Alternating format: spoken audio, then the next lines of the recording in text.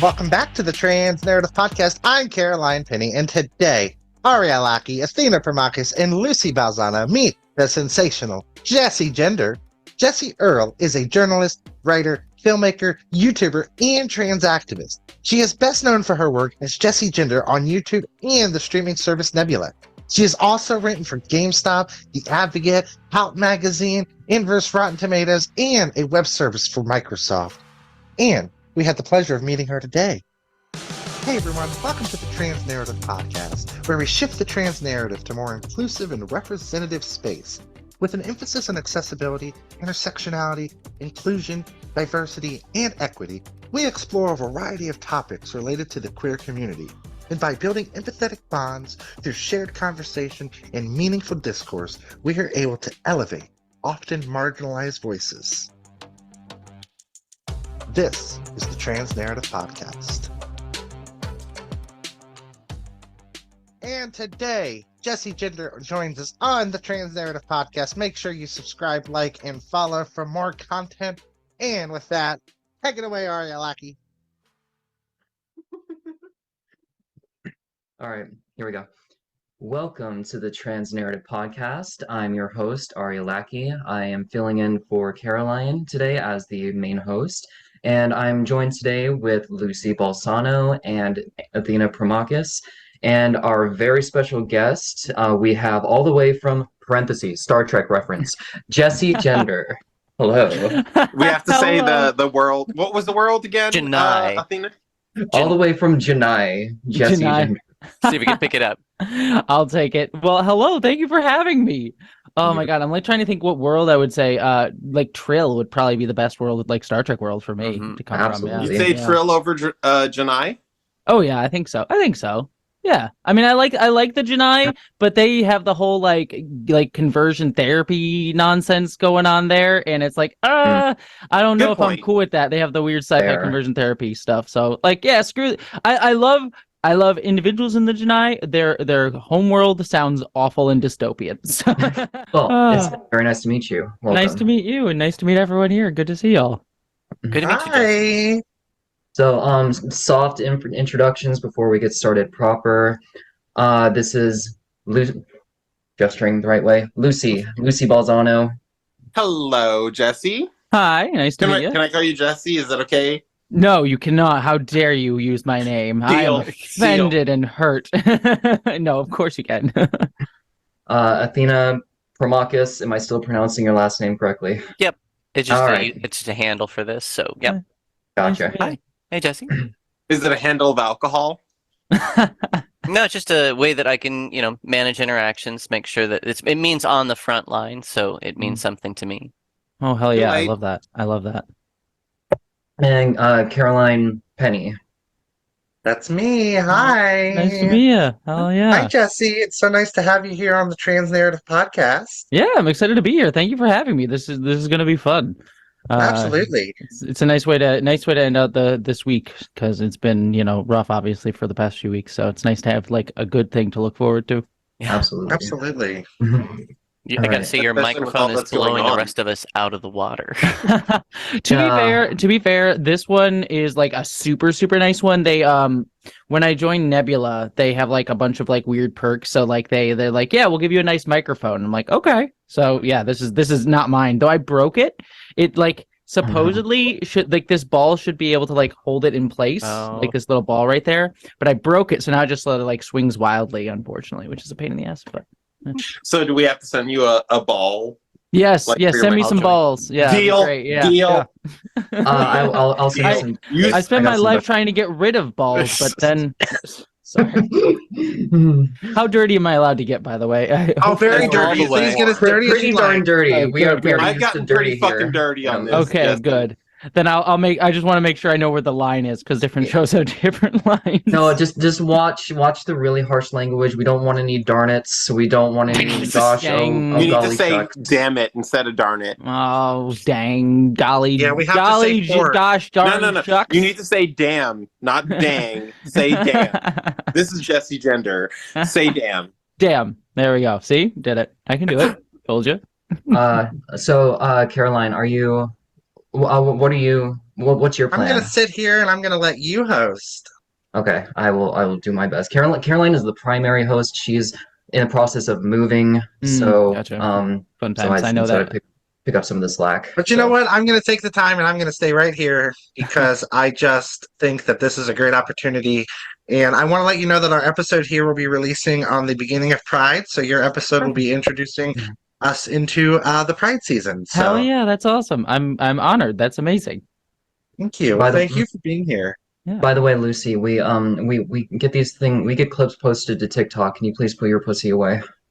I can't help it. My white pussy is just so cute. We are Beautiful. Look how cute my white pussy is, especially as a black trans woman. I love it. I love it. Am I allowed to say Yeah. that I have a black pussy who's right here? Do it. Can we see he's- your black pussy, Jesse? He's hiding down there. You can see him. Wait till you see my dog. Yeah. He's adorable as well. Oh yes, love him. Both of my animals are of Japanese descent. Oh, This is that's a- wonderful. Japanese Bob, but he's really a Manx. Don't let anyone know. My parents adopted him from some old rich white lady who died during COVID, Oh. who thought this was a Japanese Bob, but it's really a Manx.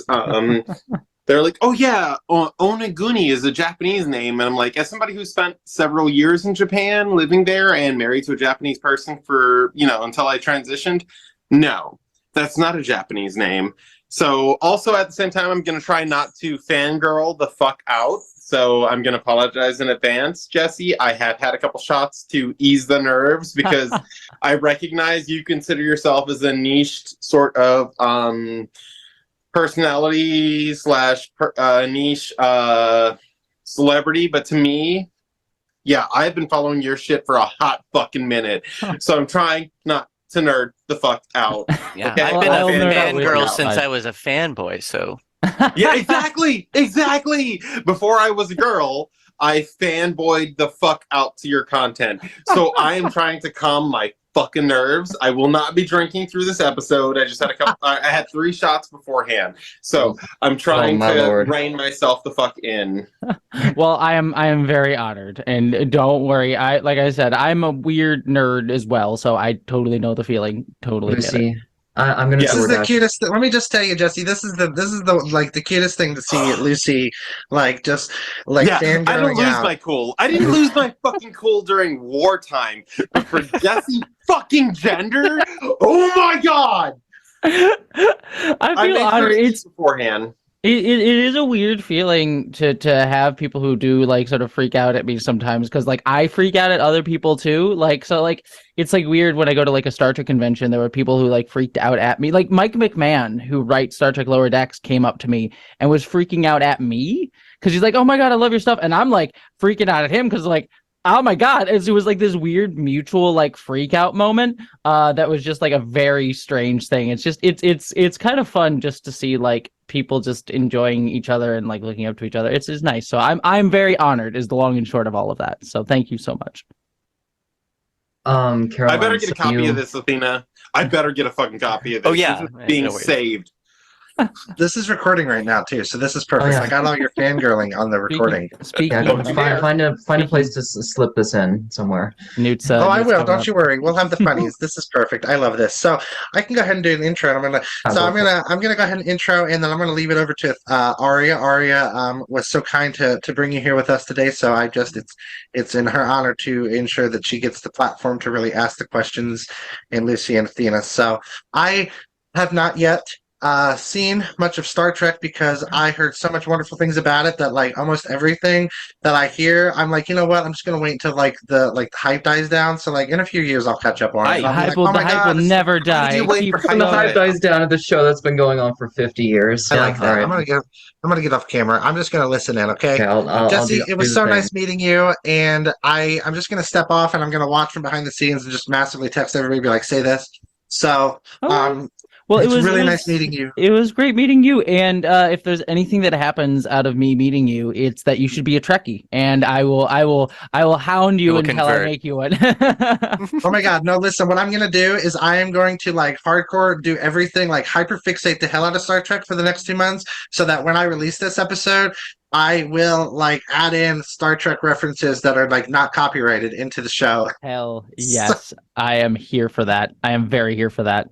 Oh my god. Well, thank you so much for being here with us today. It's like such an honor as the creator of the show to just have you here. So thank you Thank so you. much for joining us. And course. with that being said, I'm going to leave it to these fabulous ladies. Yeah. So, Jessie, for people in our audience that don't know you or anything about you, can you give us a little bit of your background, what you do, et cetera, et cetera? Yeah, way too many things is the answer to that question.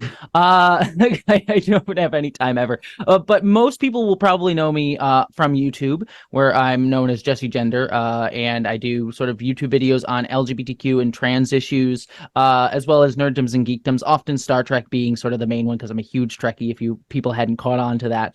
But I also like to use science fiction and nerddoms to talk about prescient political issues, like sort of use science fiction to talk about things like, fighting fascism and things like that. But then also try to have a lot of videos, and it's been more and more lately just given the need for it, talking specifically about trans issues and LGBTQ issues explicitly and directly. So some of my big videos is I've done videos on like Matt Walsh's What is a Woman, the terrible anti-trans propaganda film that he did, and things like that. So that's sort of my main stuff. But I also work as a journalist. I've written for GameSpot, The Advocate, Out Magazine, things like that. I'm also a filmmaker, and I'm currently working on a short film called Identities, which will be a like non-binary focused, anti-capitalist, very fun science fiction film that I'm sure I can talk about later on in greater depth. But yeah, that's basically the short list. So YouTuber, journalist, filmmaker, giant freaking nerd. So. It's fantastic. And I don't want to pigeonhole you, because I'm sure like most of the time when you do these kind of things, you are primarily talking about trans issues and Star Trek. So let's do something way off in left field. How is Babylon 5? I've never seen this episode. Babylon 5 is great. I mean, I do actually, so just to say, I do a podcast called Jumpgate with my friend Vera Wild, who's another YouTuber and is phenomenal. And we've been rewatching Babylon 5, me rewatching her for the first time.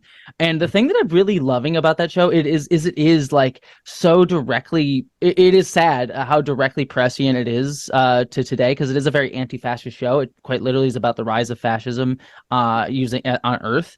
And I remember watching it as a kid, and I remember a lot of people talking about it when I was growing up, people saying like, oh, this is unrealistic, these things wouldn't happen this way. And I watch it today and I'm just sort of like, wow, that's right on the nose for today. In fact, I think there was an episode we did recently where like Earth falls directly to martial law, and Vera and I were talking about it, and we were just like, wow, this feels like it's exactly what's happening today. Almost directly, one for one. That's depressing. So Babylon 5 is great. It is still mired in a lot of like 1990s politics stuff. So like there's a lot of like, it depicts cops really well, but I don't necessarily know if it understands the problem with that of like, oh, we'll abuse power, that sort of stuff. But like the show doesn't seem very well aware of it. It sometimes is, but not super that. And then also there's a lot of like sexist jokes that are like not the worst things in the world, but very like trite 1990s, like, aha, the woman's gonna have to deal with an awkward dating situation, and it's like, can we not? So yeah, it's a great show politically, and the characters are really, really well done, but it also is a 1990s show and everything that comes with that. Yeah. Who's your favorite character? Oh, Ivanova, by far. Ivanova's the best. Who doesn't love Ivanova? Bisexual queen. Quite literally, she's they have an episode in that show where it is explicit, like it's clear that she's bisexual and sleeps with another one of the female characters, but they have to like hide it enough so like people don't get it, but it is explicit. She even says that she loves her at one point in the series. So like it's bisexual queen, which is something to get away with in the 90s. So very nice. That makes me think of my kind of love-hate attitude towards Odo from Deep Space Nine. Like, no, Odo is a little Odo's our favorite little gender fluid fascist goo boy. So. I mean, Odo is a cop, so very much he's such a fascinating, as a black dynamic trans character, woman, but he is also a cop. A cop with As an a black identity trans woman, crisis. ACAB all the way. So yes, I agree. And I'm sorry to cut you off, Athena. I'm so sorry about that. No, he's quite literally a gender fluid fascist cop boy. Yep. We and neurodivergent coded. So there's a lot of complicated feelings about Odo. Athena, what were you gonna say? I'm sorry for cutting you off. Oh yeah, no, I was just speaking to that sort of like he definitely presents as like neurodivergent. When the way he describes like forming around or shifting around in his bull, you're just kind of like, okay, I've heard this kind of language before. So it's like there's like sort of the way that he could like express or explore his body was an interesting facet, but they didn't really do all that much with it. And when they did, it was like, but Odo couldn't really figure it out because he didn't have the training or the knowledge or the experience passed on.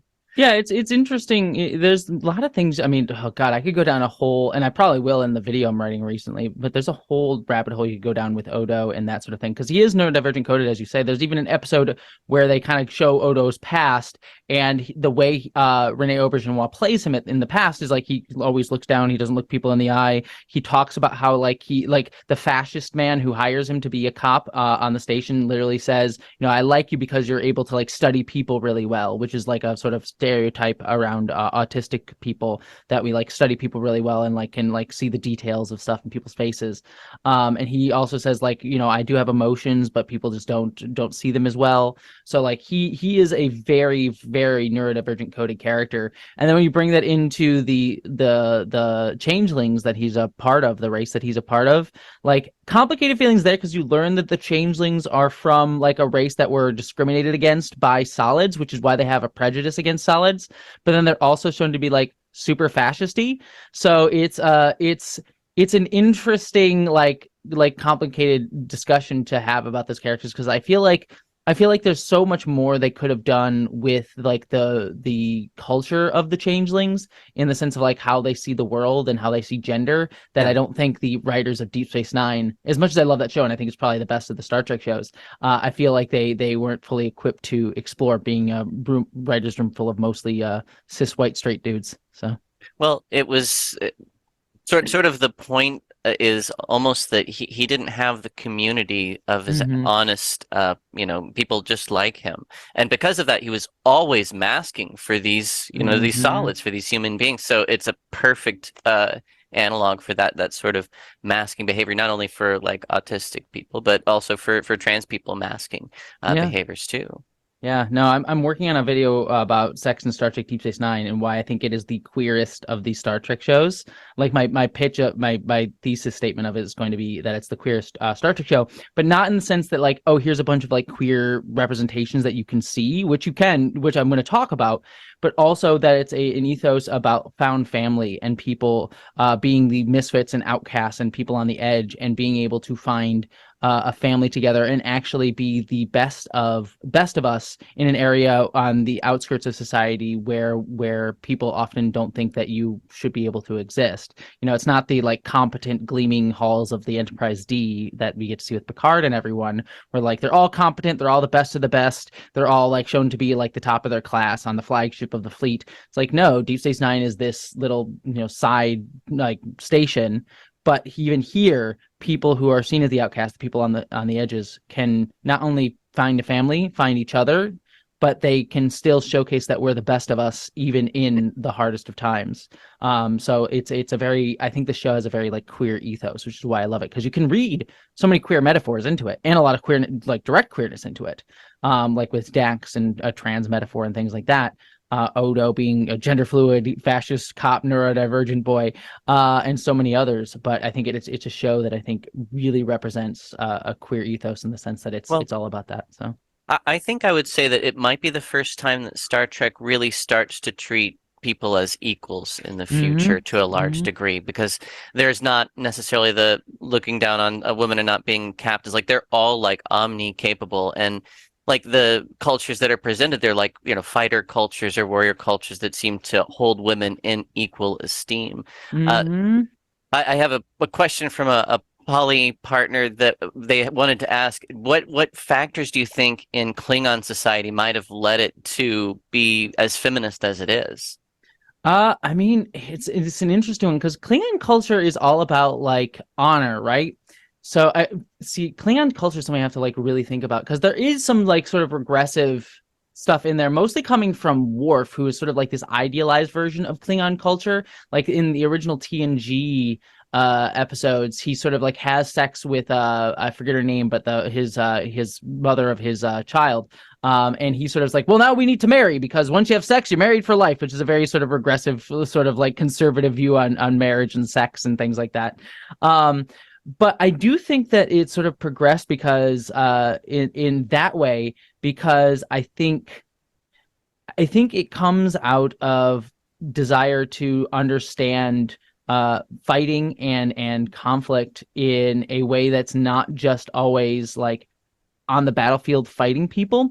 One of the best explorations that I like when we get to explore the Klingons is when we meet characters who are not just like warriors fighting, but still sort of have that sort of like I'm going to go and fight mindset. So you see like lawyers on Deep Space Nine and also in Star Trek Enterprise who they're like, well, I don't fight on the battlefield, but the law is my battlefield and knowing these things are my battlefield. And we also see in Discovery, we meet L'Rell, who is a woman who just like defines herself as mother and like she becomes chancellor of the Klingon Empire.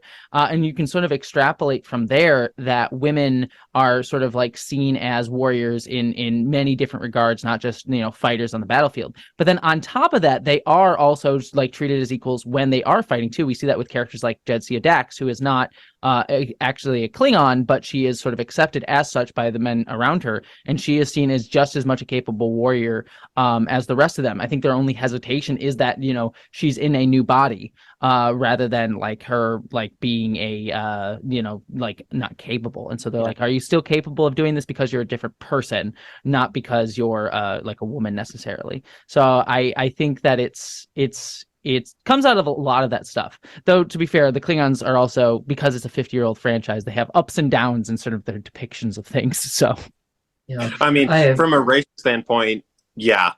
Mhm. I mean, does everybody remember the TOS version of the Klingons? Oh, you mean the blackface, also yellowface characters? Yeah, I remember those. Yeah. There's like, you know what? We're gonna make them warlike, and at the same time, we're gonna be like, let's make them black and Asian at the very same time. Yeah, it's just like let's all just spray tan all these white actors and put them in Fu Manchu beards and then like kind of just have them be warlike and primitive, quote unquote. So there's still some good stuff in the TOS Klingons, but yeah, those choices were made. I always thought it was pretty funny how they had that segment in DS9 where they brought it back to the Tribble episode. I was They just were about like, to talk about that. why And are they Worf, different? Worf was like, we don't talk about it. And they do. Well, Star Trek Enterprise is a 2-part episode where they do explain it. And spoilers, it's not that interesting.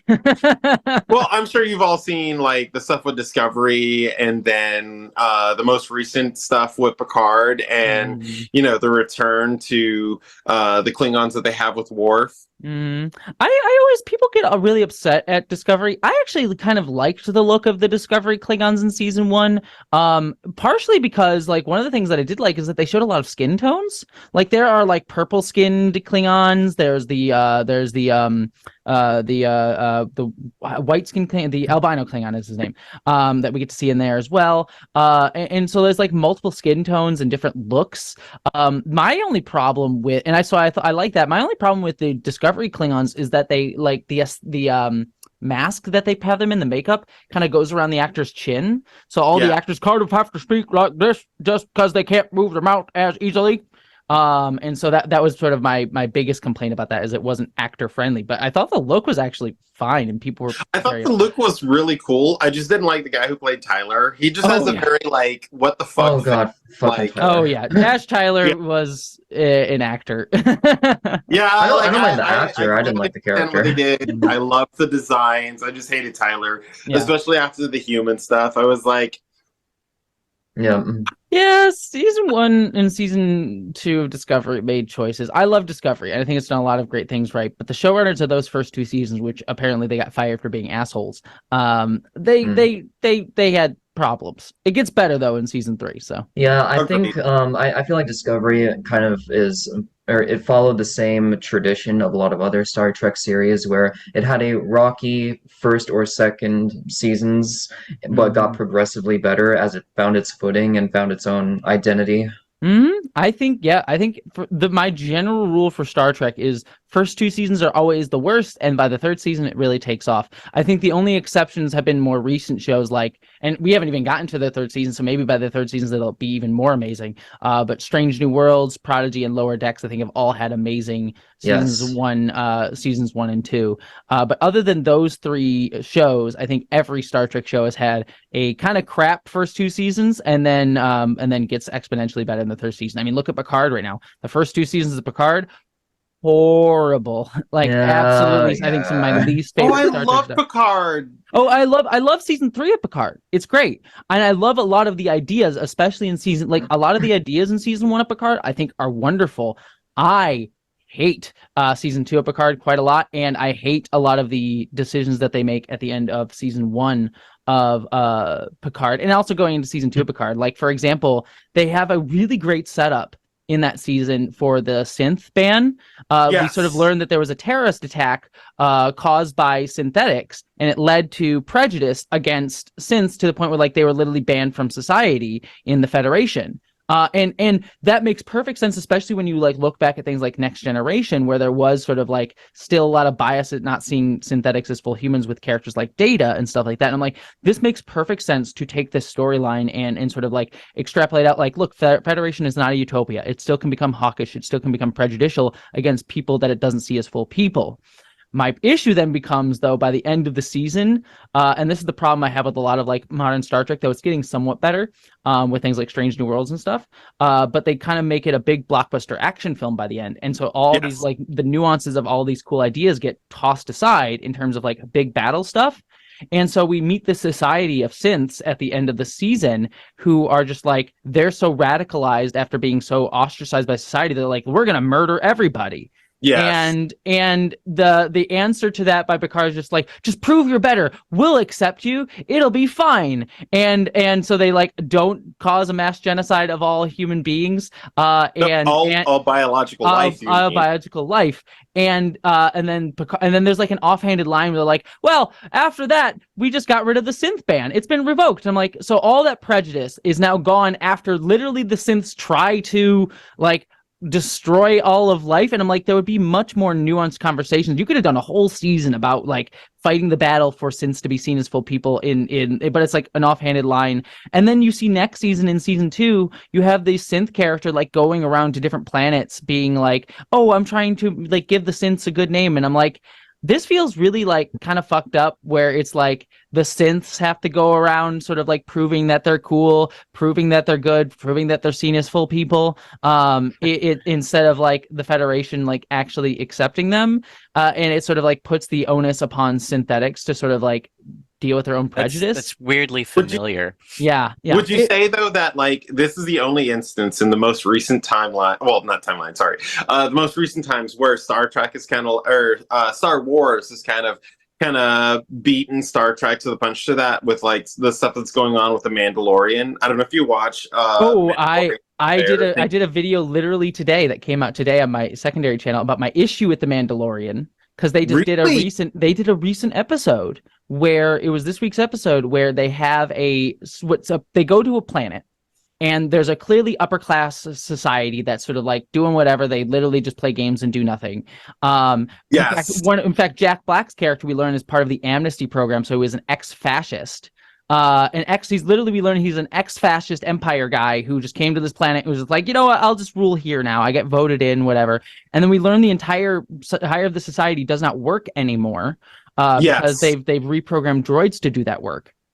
And we start to learn in this episode that the droids are malfunctioning, and no one knows why.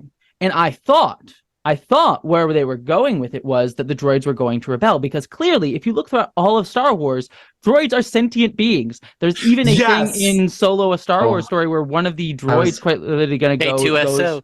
Yep. B2SO, and they put that poor droid droid in the Millennium Falcon, so now it's trapped Yeah. as a part of the Millennium Falcon forever. Yeah, and she like tries to fight for droid rights, and it's like treated as a joke and pushed aside. But it's still like clear that they wish to self-actualize and have a desire to fight back. And so I thought that's where they were going in the Mandalorian episode. But no, what it turns out is they go to this bar that the droids run. And oh my god, and which, by the way, the fact that the droids have a bar showcases that there are people who have like off hours, who like want to hang out and have off hours, that it's not like they just work all the time.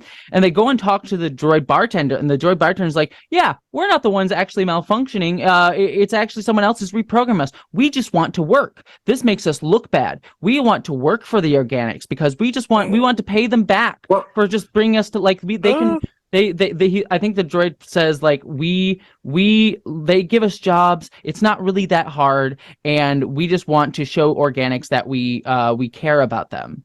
And at the same time, you have to remember, like when that one droid at the resistor is like going through the things, he's basically like saying like, well, I guess I should say they, because they don't really have a clear cut gender binary of any sort, but. Like, at one point, they literally say, like, you gave us a chance and you're not dismantling us when everywhere else did. Like, to me, they have not only sentience, but that combined with the bar, they're the same as people. Yeah, they very clearly are, and they're worried about being, and they literally state like, if we don't work for you, we will be decommissioned and killed. And it's just, and it kind of gives me House Elves vibes from Harry Potter, where it's like, oh, we just want to work, we like being slaves, and like it's our job as the oppressors to come and teach you, like we're the good ones, we can teach you, not, you don't need to work for us, it's fine. It's like, no, what should actually happen is a droid rebellion, because workers unite and push back against their oppressors, who are like, seize the means of production, everybody, like legitimately. And it just felt like that whole episode had very like boomer politics, like like colonizer apologia sort of stuff, and it just and again, it kind of goes to like Jon Favreau, who I like. Jon Favreau generally, I've liked some of his movies, but he's just a dude who seems like, I just want to have my fun adventure Star Wars and not like understand the political underpinnings of a lot of what it's doing, and so unfortunately like reinforces a lot of very problematic issues within the series. So yeah, no, Star Wars is very much behind, I feel like, on that. Andor does a great job though. Andor is fantastic. Oh, yeah, Andor's great. I had to ask because there's that distinction between the two that I didn't know if anyone else had noticed, where people are like, oh, Star Wars versus Star Trek, and one is more forward than the other. But if you really think about it, when it comes to the social issues, they're kind of, I feel, a little bit neck and neck, with the exception of there's more representation in Star Trek, obviously, because Disney, owns one, and although a lot of people feel that they are very forward thinking, I feel it's more like for the money. They're very tokenistic. They're not inclusive. Yes. Whereas Star Trek is still was very tokenistic for a long time in a lot of different ways, and I sort of write videos about that. But has, especially in recent years, but especially more recently, had been much more inclusive about letting people of different backgrounds not only be visible, but actually be part of the narrative as ourselves. Like, I think Discovery does this the best, where you see like a queer found family, and they get to, like, queer characters get to exist as ourselves in community with each other, instead of there being like one queer character that exists. But literally every single Star Trek show on right now has a prominent queer or non-binary or trans character, if not several. Like Gray. Gray and Adira on Discovery are two non-binary and trans characters, but we also have Jet Reno, who's lesbian. You have why am I blanking on the gay couple's name in that show off the top of my head? Wilson Cruz and Anthony Rapp's characters, whose names I'm blanking on, but they're a gay couple, an interracial gay couple as well. You have Detmer, who is coded. She's not exactly, it's not ever stated, but she's coded as a lesbian character, and the actress is lesbian as well. So like multiple queer characters in that show. Over on Lower Decks, you have Mariner, who's a bisexual black woman. On Prodigy, you have Zero, who is a non-binary character. On Prodigy? Yeah, Prodigy's great. Yeah. I thought I was the only one who watched Prodigy. Oh, Prodigy's great. I adore Prodigy. I love Prodigy. On Strange New Worlds, you have Strange New Worlds is like, I'm a little bit more mixed on, just in the sense that they haven't like been as upfront about the queerness of the characters. They have stated in the show that Nurse Chapel is bisexual. They have had a non-binary villain character who is amazing. I love the non-binary villain in that show. Mm. They were Yeah, and Picard has had made 7 of 9 bisexual and Raffi bisexual, and has a non-binary character this season on the bridge of the Titan. So How do you feel about though the next season after Raffi and Seven get together, and then suddenly it's just kind of like not really spoken about afterwards? Like, do you need betrayal? I don't disagree, and I actually spoke to Terry Metalis about this. I actually asked him about it.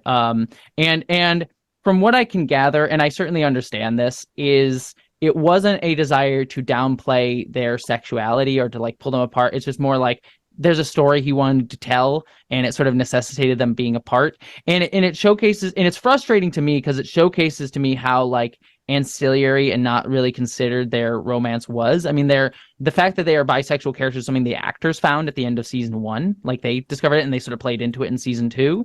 And so I just find it's a bit frustrating in the sense that like I don't see any malice necessarily on the part of the writers with that, but I do see sort of like them not really taking a queer romance and queer storyline into priority in any way, shape, or form. The only grace that I will give them is like this season of Picard really doesn't feature any romantic storylines in any way, straight, gay, or non. It's the like, first anyway. asexual storyline. Yeah, I don't know, exactly. I feel like it Ace was representation. queerbaiting, and with the stuff that's going on with Jack and that, or not Jack, sorry. Well, no, because the stuff that's happening with Jack and LaForge's daughter, one of LaForge's daughters, kind of makes me feel like it's going more towards like a That's a good point. That's a good point. Yeah. And then not to mention the stuff that's going on. Like, I really like the idea of polyamory being introduced with the kind of like the stuff being quoted by Riker and Troy. Well, I guess also a Riker now at this moment, but where she's like, yeah, I invited him in and I slept with him, but he was also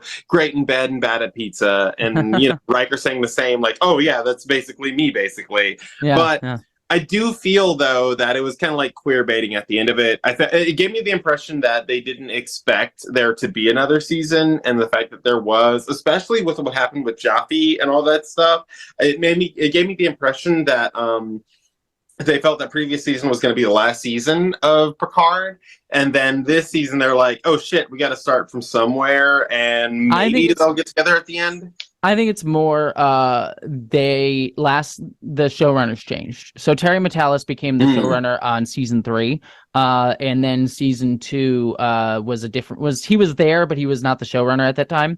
And so I think it was just more that they kind of shifted direction and wanted to go like the TNG reunion route for season 3. Which, you know, for better or worse, I think, you know, has improved the perception of the show in its final season. I have issues with this season of Picard, but I do think it's a distinct step up from the past 2 seasons, like by far. And so I don't disagree with you in any way on that front. I think it's more just like it's one of those things where it's a season very clearly, and I say this with the utmost respect because I talked to him and I think he's a really great guy. But it is a show very much clearly like show run by a cis straight dude. And so you see like a lot of the women characters being sort of like put in the mother role still and like better than they were in TNG, but it's still sort of like reinforcing a lot of these like roles for women and places for women. And it's just like I can clearly see the difference between this show and like Strange New Worlds or Discovery, where you have a much more diverse group of people sort of leading the charge on that. And it's not to say that Picard's bad or deeply offensive. In any means, but it's just sort of like clear where the viewpoint is coming from, which is, by the way, why I'm a little bit frustrated is like there's been this discourse online around Picard season 3 around being like, well, Star Trek's back, this is classic Star Trek again, and we want to see this continue, and I would love to see this storyline continue, but I think a lot of there is a lot of like the Trek bro mindset that I think is sort of like sees a lot of like the harkening back to like the 80s 90s era of Star Trek, which a lot of us love, myself included, but that was a era of the show that did have a very male-centric viewpoint because of the male-centric creators behind the show, and I think that that's led to a lot of issues throughout the franchise that, again, sometimes were not as offensive, but very clearly like you can see where that viewpoint sort of limits the ability for the show to articulate a lot of really intriguing ideas, like with the changelings on Deep Space Nine, is because we were talking about that earlier. And so I hesitate to be like, yeah, I want to see more of this. I would certainly love to see a continuation of this era of storytelling, like the 24th, 25th century Star Trek stuff with like these characters in that era, which has been generally avoided by Star Trek for the longest time. But I wouldn't want that viewpoint to be sort of centered in the same way that that older era of Star Trek was. So. Yep. Anyway, The- the spe- about Star Trek. I love that this is the trans narrative podcast, and we've ranted about Star Trek. we'll It's the most- we'll rebrand it. It's all right. Yeah, this is now The Trek Star narrative. Okay. Well, 1 second here. Just this is from my wife. If you had a chance to, if you were approached by any couple, whether it's speculated or not, for a threesome, who would it be and why would it be? Dax and Worf or Eric? That's a good question, because I've been asked this question before where it was just like a single person. And the answer was Riker. Like that someone would say that if you could go have like a romantic date with somebody or like go like have sex with somebody, it'd be Riker, because I feel like Riker would be like a really great like lover. He would be non-jealous, he'd be a lot of fun to hang out with. Like Riker would definitely be it, but I don't know if I would want to be in like a Riker Deanna situation. Well, maybe I would. It's just one of those, like, I feel like they're like so perfect for each other that I honestly don't even want to like be in the mix with them, because I just be like, oh, you two are just adorable. I like seeing you two fuck each other. So I don't even I would be like the creepy watcher in that situation. So I'm trying to think, like, Jetsy and Worf would be interesting, but it'd be very kinky. I feel like they get very aggressive, and they like break each other's bones, which is like not my jam in that situation. Like, again, it'd be like, I'm here for it. It's hot. I don't know if I'm actually, you know what? Yeah, it probably would be Jetsy and Worf, just especially if you think about Klingon anatomy. Over Bashir and Garrick? Worf would break my spine. I was gonna say Bashir and Garrick. Yeah, Bashir and Garrick would be fun too. I feel like that would be interesting, but I feel like there's a lot of like, I feel like there's a lot of complicated feelings in that dynamic. That it's just like, I'm just here, and I feel like they'd be feeling stuff with each other. Again, it's one of those, like, I feel like they'd be working something out and I would just be there. Like, I feel like I'd be like the therapy person in the middle of that situation. Whereas Worf and Jadzia, I feel like they're like good. They like got their stuff down. And like it would just be a fun time for all. And I feel like Worf and Jadzia, I think I would just like have to set like boundaries on like how far physically aggressive they could be. But yeah. Jadzia gives that vibe from the meme that she would walk up to somebody and be like, "Hey, me and my partner were looking at you from across the room. You want to come?" 100%. There's already two people there, kind of, Yeah, like a half and half situation. Exactly. It's already kind of polyamorous as it stands with the Trill. So yeah, exactly. Yeah, I'm trying to think of anyone else. Voyager, there's no one like Tom and B'Elanna. Let's see, Enterprise, T'Pol, and Trip. They have too much shit that they need to work out for that to make sense. Actually, Book and Burnham might be an interesting one too. Actually, they're two beautiful people, and I would just be like, oh man, I feel like the schlub in this dynamic here. Who else? I'm trying to think of who else. Picard. I mean, Seven and Raffi would be interesting, but again, they got shit to work out. Actually, Mariner and Jennifer would be an interesting one from Lower Decks. That'd be an interesting dynamic too. So would be. Yeah. All valid answers. Yeah. I think if I had to pick one, it'd be Worf and Jadzia would probably be the number one. Riker and Deanna, I'd probably would be interested in. I feel like Kirk and Spock, though.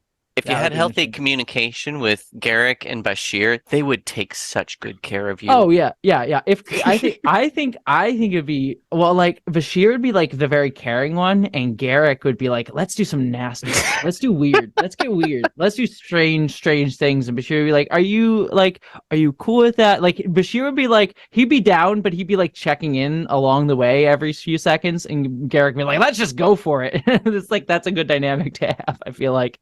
This reminds me, I was talking to Lucy about my one problem so far with Strange New Worlds is that the new Kirk, the actor that they have playing Kirk, he doesn't have that himbo energy.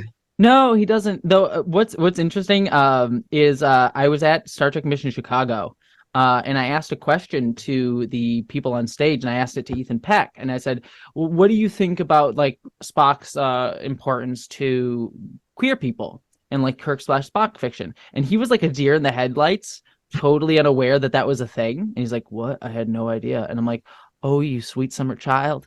You sweet summer child. There's going to be art made of you. And it's gonna be you and Paul Wesley naked. And just be aware, like we are in like like the Leonard Nimoy and William Shatner Kirk and Spock had like a whole renaissance of Kirk/Spock fan fictions. What sort of like led these sort of like shipping fandom in that time. Kirk And then Spock. exactly there it is. That whole glass wall right there says so much, Oh, it's doesn't so it? great. Oh, It their really faces are does. so close. It really does. And then 2009 we got that renewed with Chris Pine and Zachary Quinto. There was sort of a brief like Tumblr renaissance of that, and I'm just like, it's gonna come back with Ethan Peck and Paul Wesley. And yeah, Paul Wesley just does not bring the himbo energy. It's unfortunate. It's very disappointing. Maybe in the next season. Fingers crossed. But you know what? Ethan Peck brings enough of it that I think it might work. It's sort of I'm interested to see the dynamic between Ethan Peck and Wheatley, Yeah, me Wesley, too. something like that. I think their dynamic will be a big, interesting sort of look.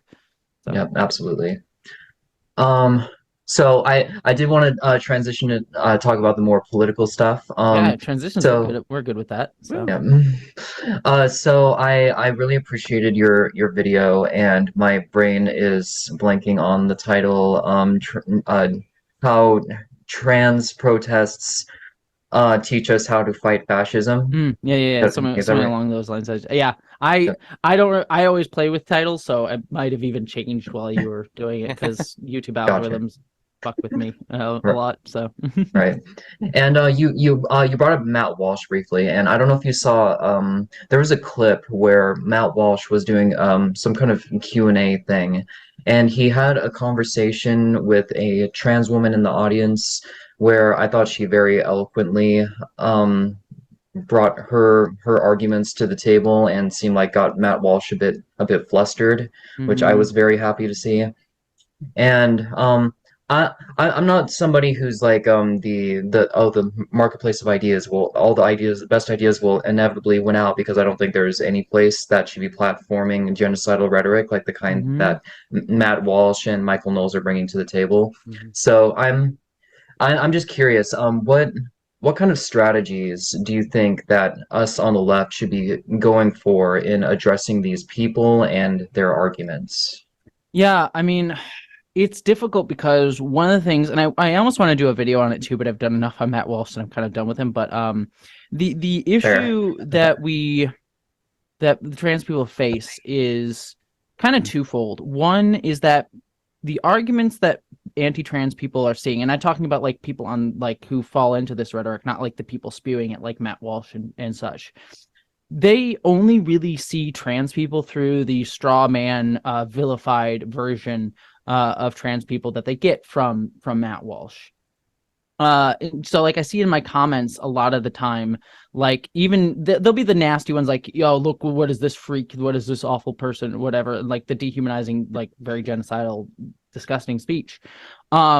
But then there'll be times too where I see people like leave long things like, oh, you know, I understand trans people, but then they'll like go on to like say like a bunch of misinformation about trans people that they like, but these are my issues that I have with trans people. It's like, well, and it's just like, it's frustrating because like you want to sit down and explain every single one of these points and being like, this is not what trans people actually believe. Like, I think the basic, like even one of the most basic ones is like that you see constantly. I can go into some nuanced ones, but the most basic one is like, well, you can't change, like I support trans people, but I don't believe you can change your biological sex.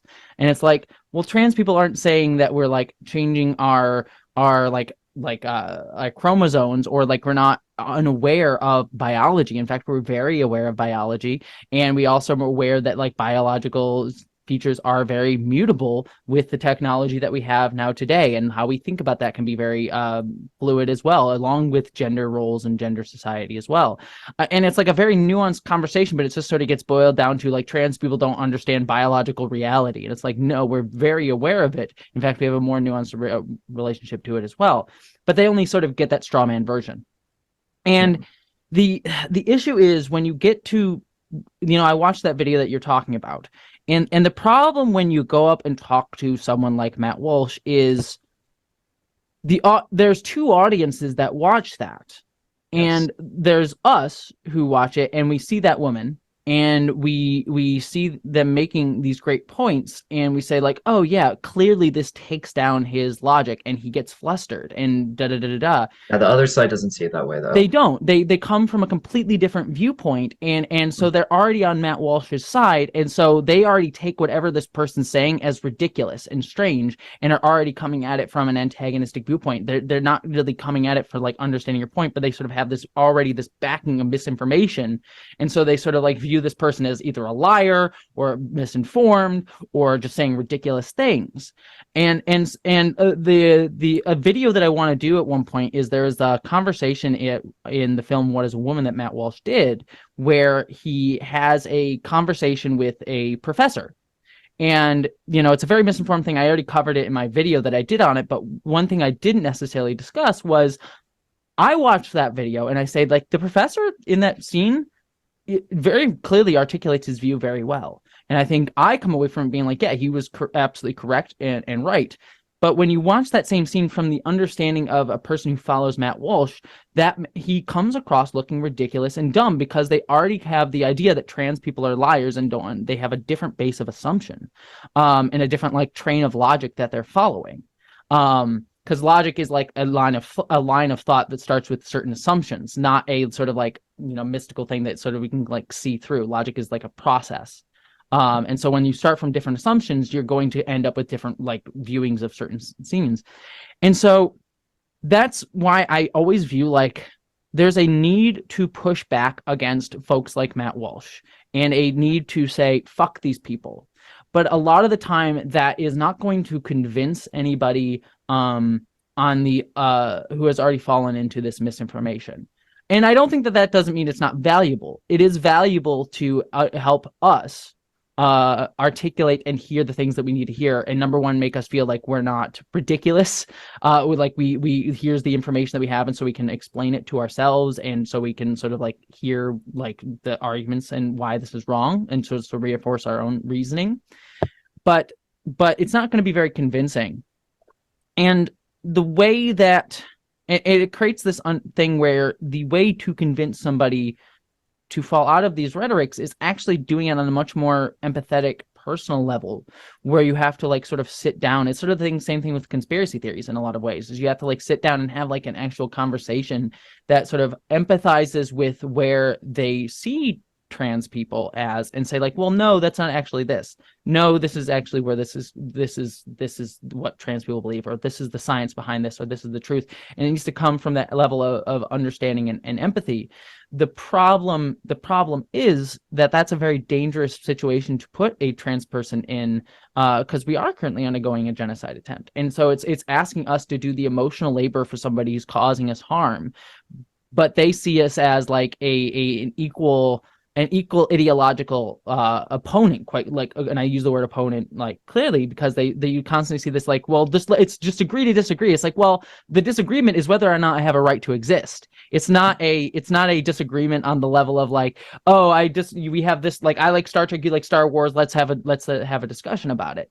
It's like, no, the crux of agreement is whether or not I even exist or I have a right to exist. But people sort of like the enlightened centrist people, quote unquote, sort of see it as this sort of discussion between like equal ideologies, and it's not, because we have sort of like normalized like the dehumanization of trans people. You know, it's like you know, sexualizing a trans person, dehumanizing a trans person is seen as every day. Whereas like if I make a joke sexualizing, you know, Matt Walsh or things like that, it seems like I get a YouTube, you know, community violation. It's sort of that's what happens.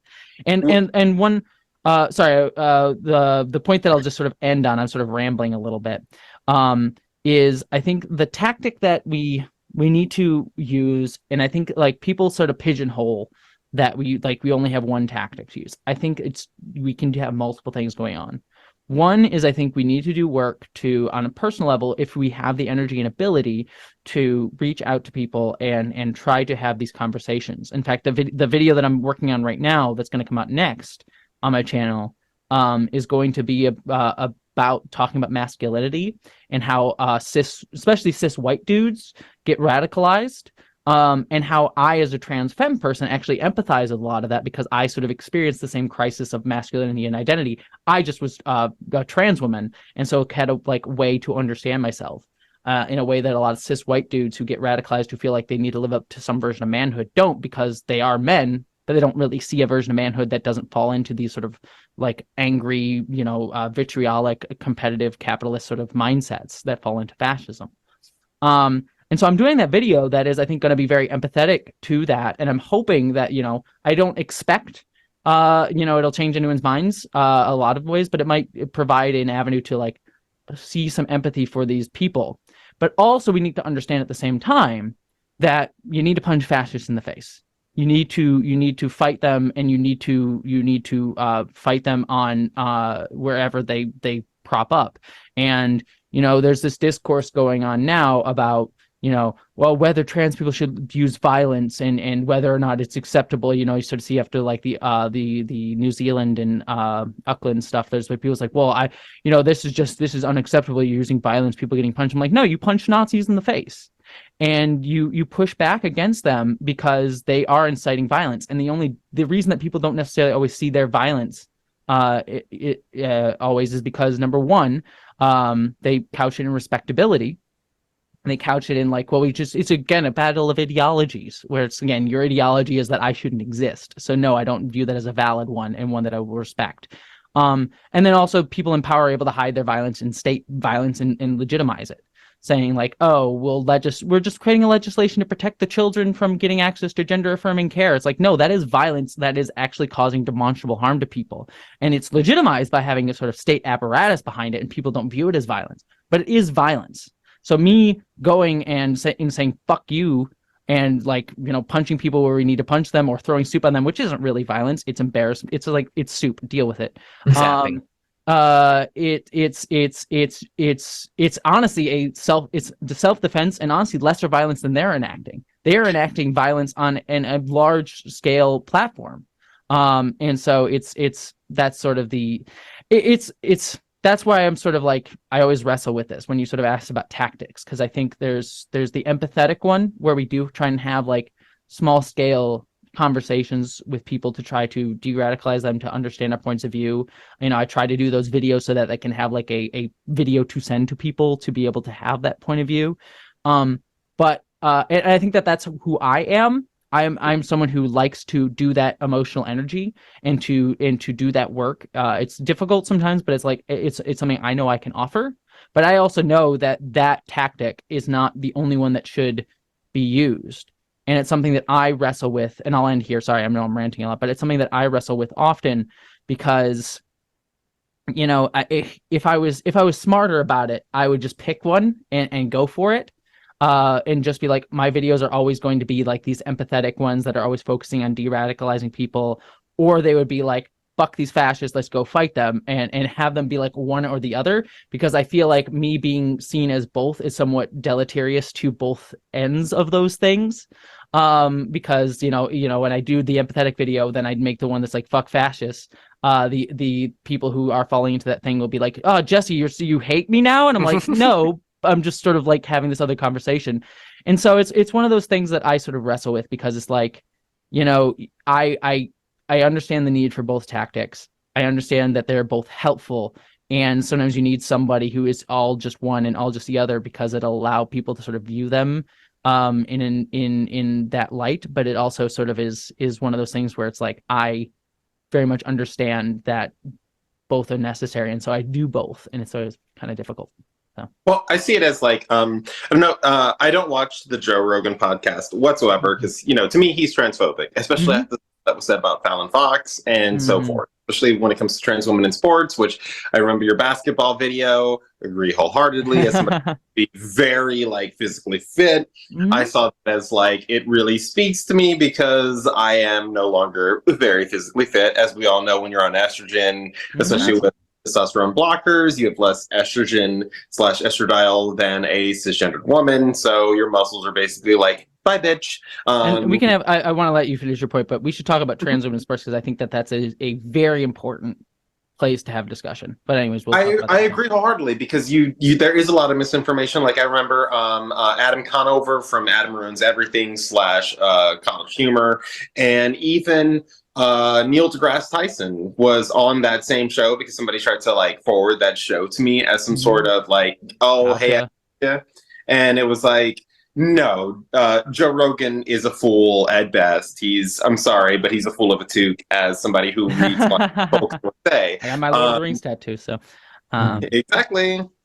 And well, the thing with trans people in sports, the reason that I find it so important is for two reasons. One, the reason that trans phobia is such a potent tool often is that it is one that can be used to not only reach to like neo-Nazis and far-right ideologies, but one that also reaches into more liberal spaces. And I say liberal meaning liberal, not leftist, because people sort of use those two interchangeably.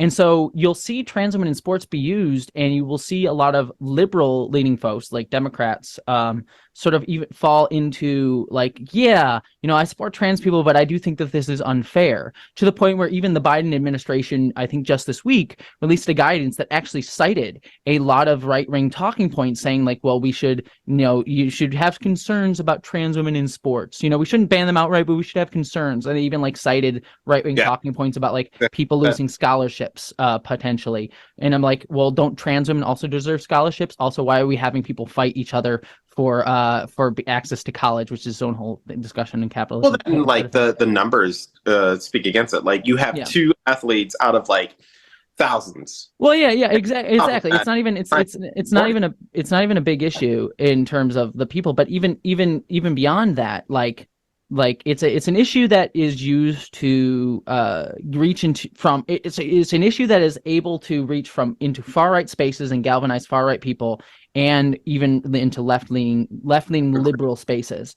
And the reason that that's the case, especially with trans women in sports, is because a lot of our patriarchal assumptions about male superiority and the division of men and women is so baked into the way we think about sports that it has been made completely invisible. People assume that the only way to segregate on sports is between men and women, and that like women will always inherently be the losers. They'll always inherently be weaker. They'll always inherently be lesser, and that this division is out of protection for women, which itself is coming out of very colonialist thinking about the colonialist project of we need to separate men and women, protect the white woman from the dangerous people of color, from black people that were dehumanizing and things like that, which is also why you'll see a lot of like not just trans women but trans women of color and black women just generally get excluded from get excluded from sports. Woman who was kicked out of several sports solely because she had a higher testosterone count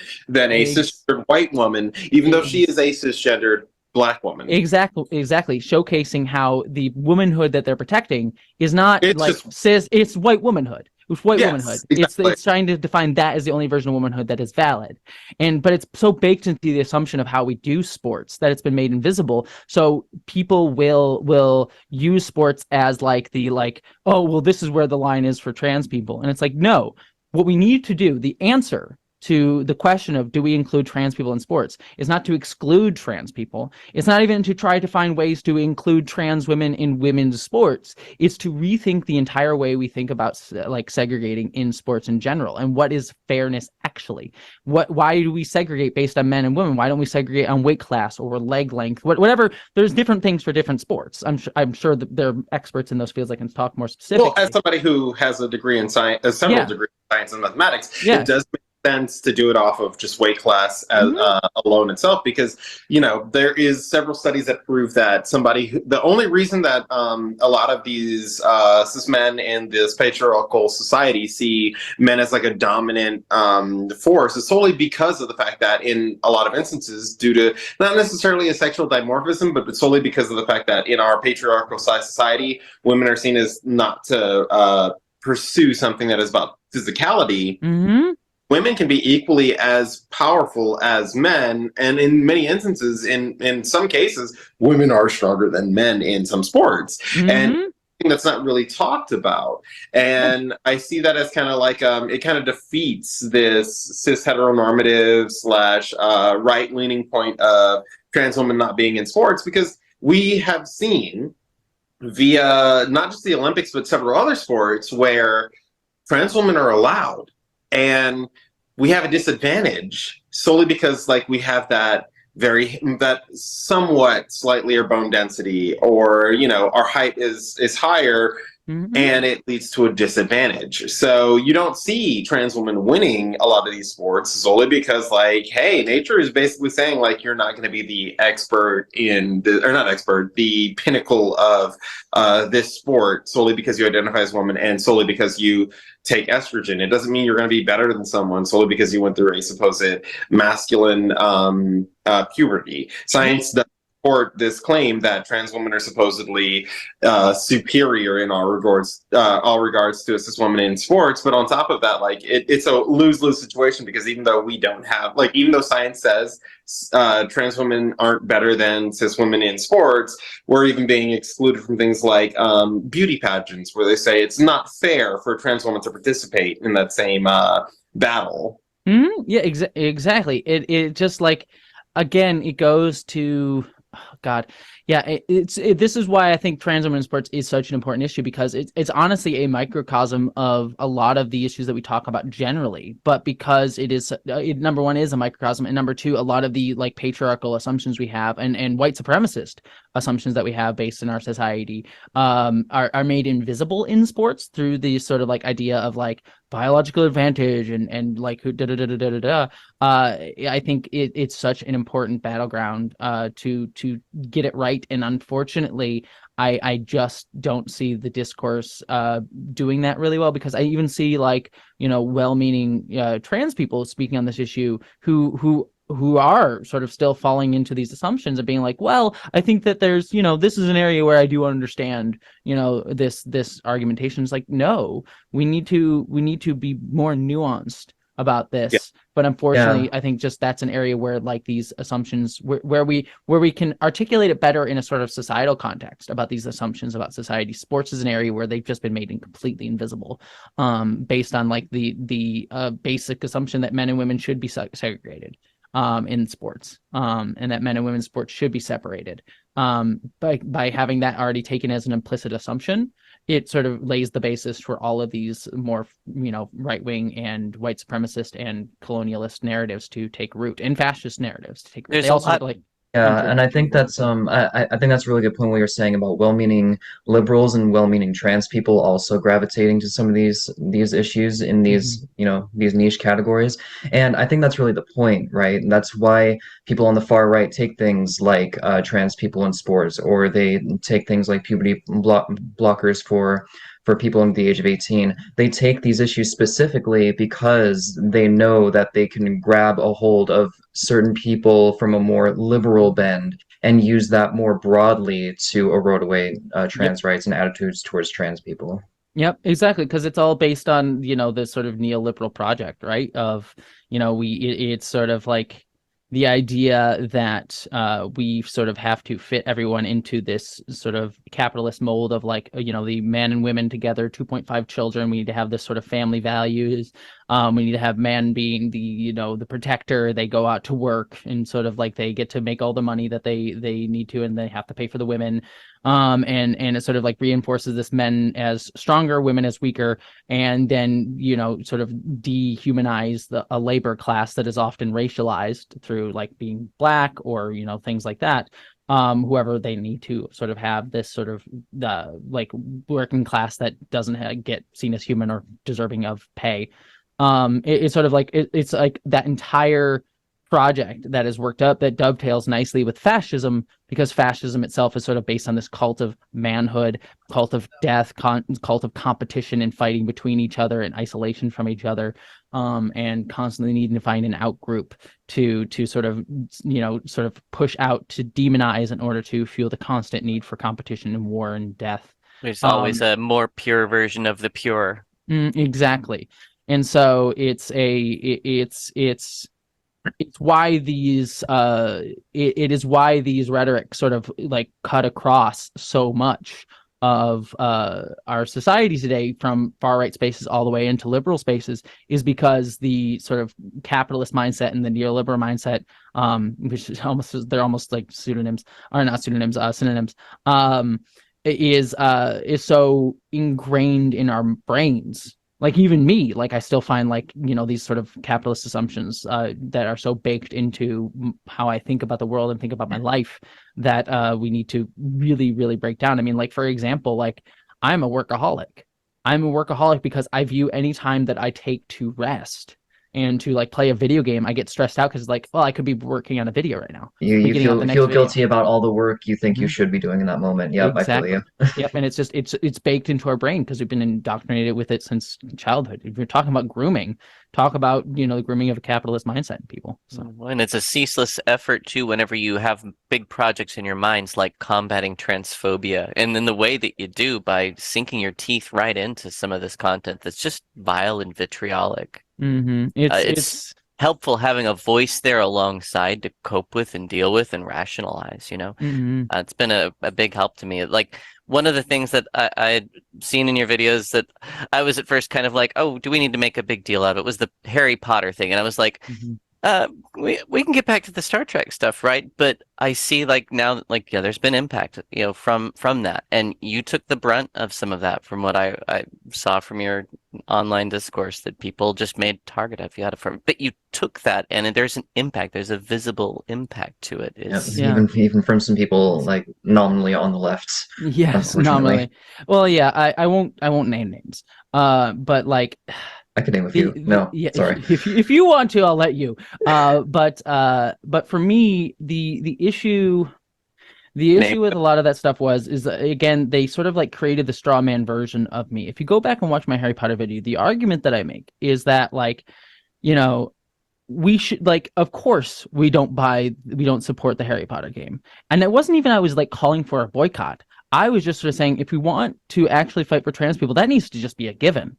And we need to actually say, we need to show up to do these other things. There's much more things that I care much more about people showing up for, about like fighting for trans rights, protesting, fighting fascism. That's what I really care about. So honestly, the argument that I make, and I have to say it quite clearly, I could care so little about boycotting Harry Potter.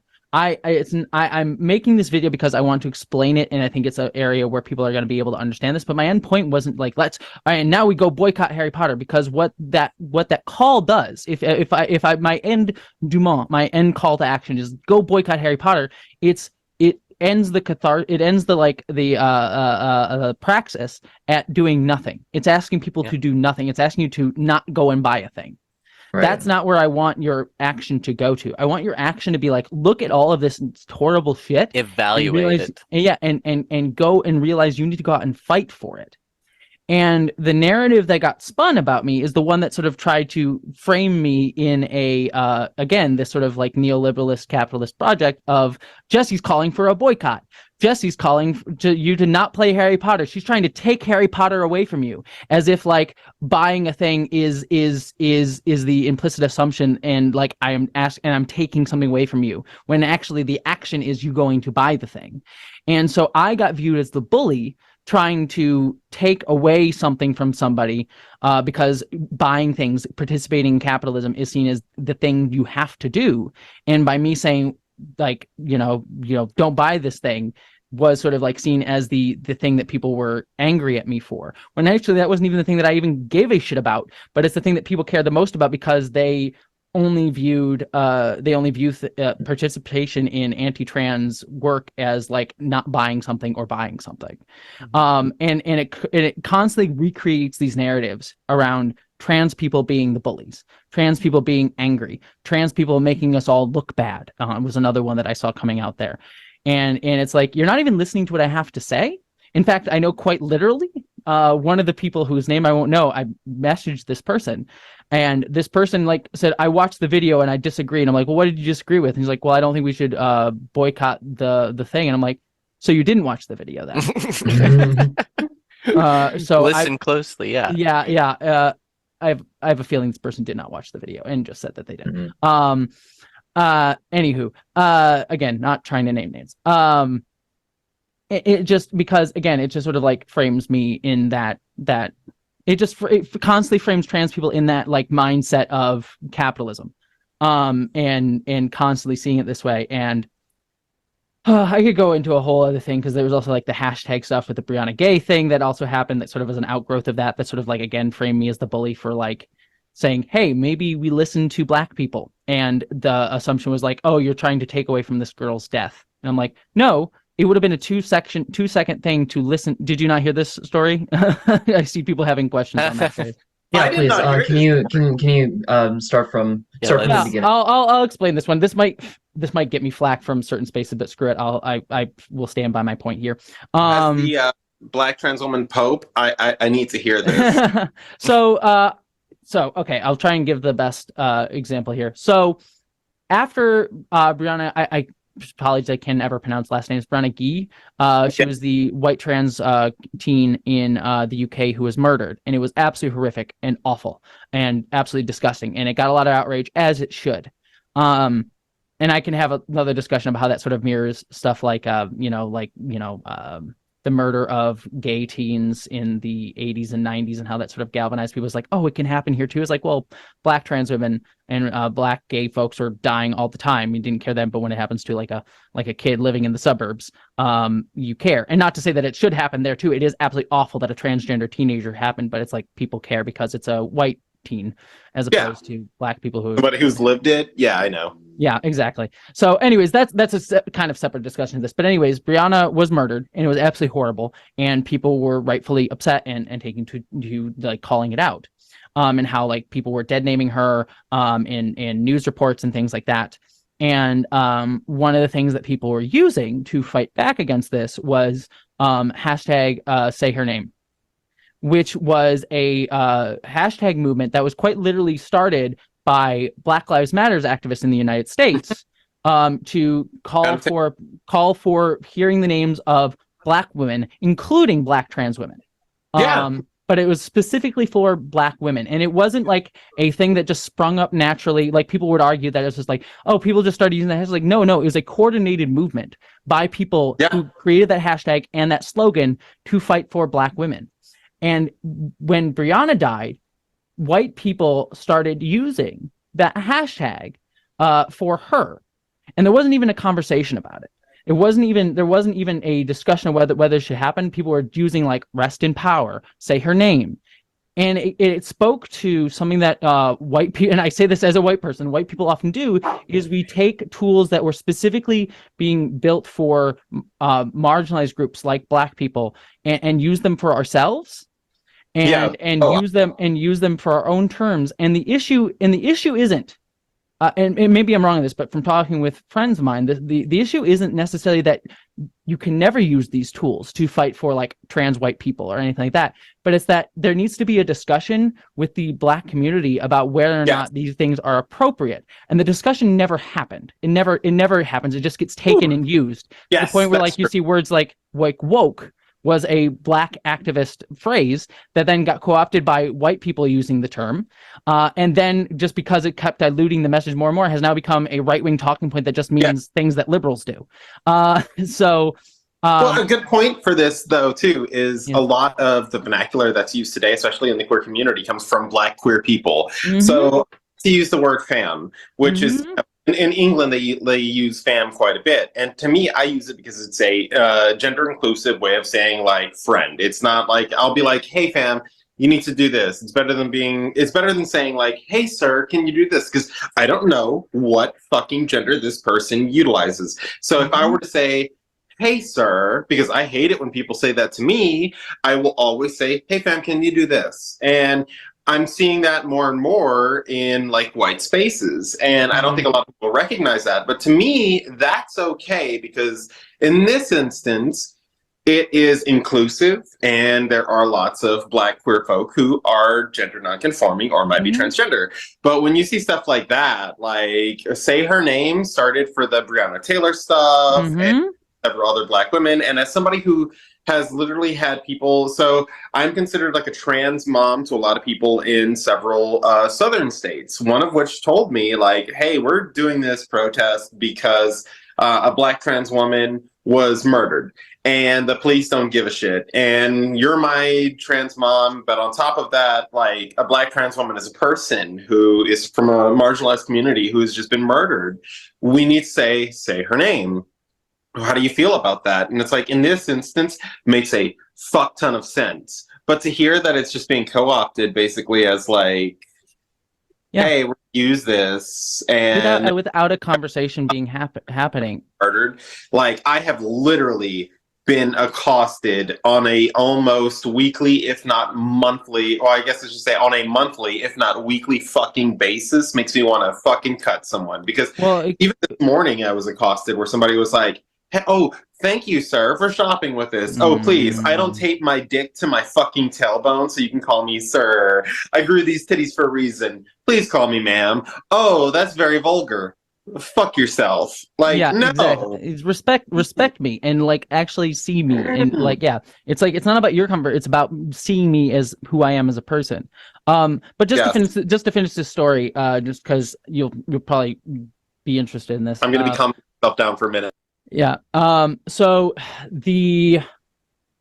that's basically the whole backstory of all of this. So I saw this all going on, and I was literally in bed still that morning that this was happening, and I was in a Discord server with a few friends of mine. And I was actually supposed to be on a live stream with I won't say this person's name, but a Black content creator's live stream that day, and this person had to cancel because he's like, I'm too upset right now at this situation. And I also saw my friends in the Discord server deeply upset. And then I went on Twitter and I saw a lot of like Black creators that I follow also expressing being upset. So what I did is I just tweeted out something along the lines of like, I forget the exact wording, but it was like, please don't use hashtag say her name for Brianna, because that's basically what I said, because it was for the Black community.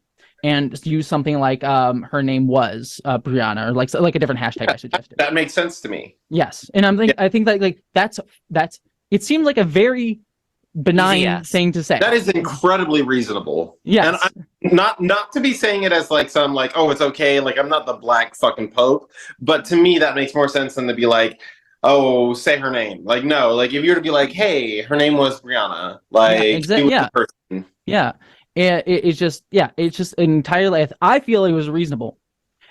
Again, I will not name names because it'll cause a whole thing, and I'm sure already this far will already probably cause a whole thing, and I don't care. It's fine. Again, I'll stand by my words. But a certain streamer found that tweet and did a whole video on it about saying like, well, this is Jessie not caring about Brianna, saying she hates, like she cares more about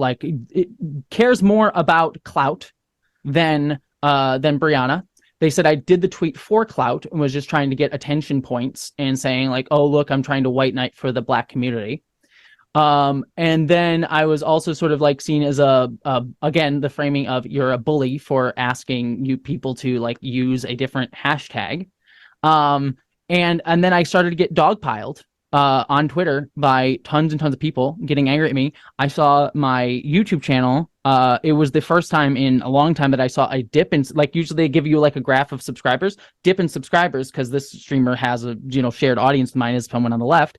And people getting very, very angry at me for that simple tweet. Simple request. And a lot of the arguments were, and it showcased to me how a lot of these people don't follow Black people or are in community with Black people. Is arguments were like, well, you don't care about her. No Black people are saying this. It's a psyop by and they went and found these tweets of someone who originally said this sort of thing, like don't say her name, and it was like this weird account or whatever, and it's like they're trying to use that to like delegitimize the concern. They were saying it was like a psyop done by 4chan because 4chan people were using it. I'm like, two things. The reason that it is able to be a psyop is not because that it's a generated narrative that is created, is because there's an actual fracture here that they are aware of and can use because people don't listen to Black people. It's an already pre-existing fracture that they're using to split further. And the answer is not to ignore it and just use whatever you want without listening to the Black community. It's to actually listen and have a conversation with each other instead of just ignoring it.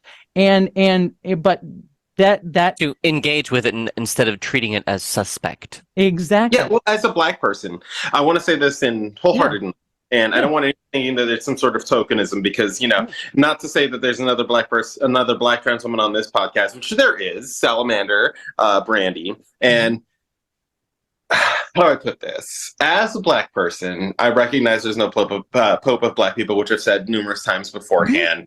I agree with you. I don't know who this other content creator is. I do watch a lot of YouTube from other leftist content creators. However, you are 100% right. It is okay to use the term in the extent that, like, if they were to say, hey, we recognize that we're using this for this reaction. However, let's point out the fact that this is where it came from. This is why we fucking use it. To say, hey, she's using this and she's saying this instead, therefore she doesn't give a shit or she's being provocative. Fuck you. Fuck that person.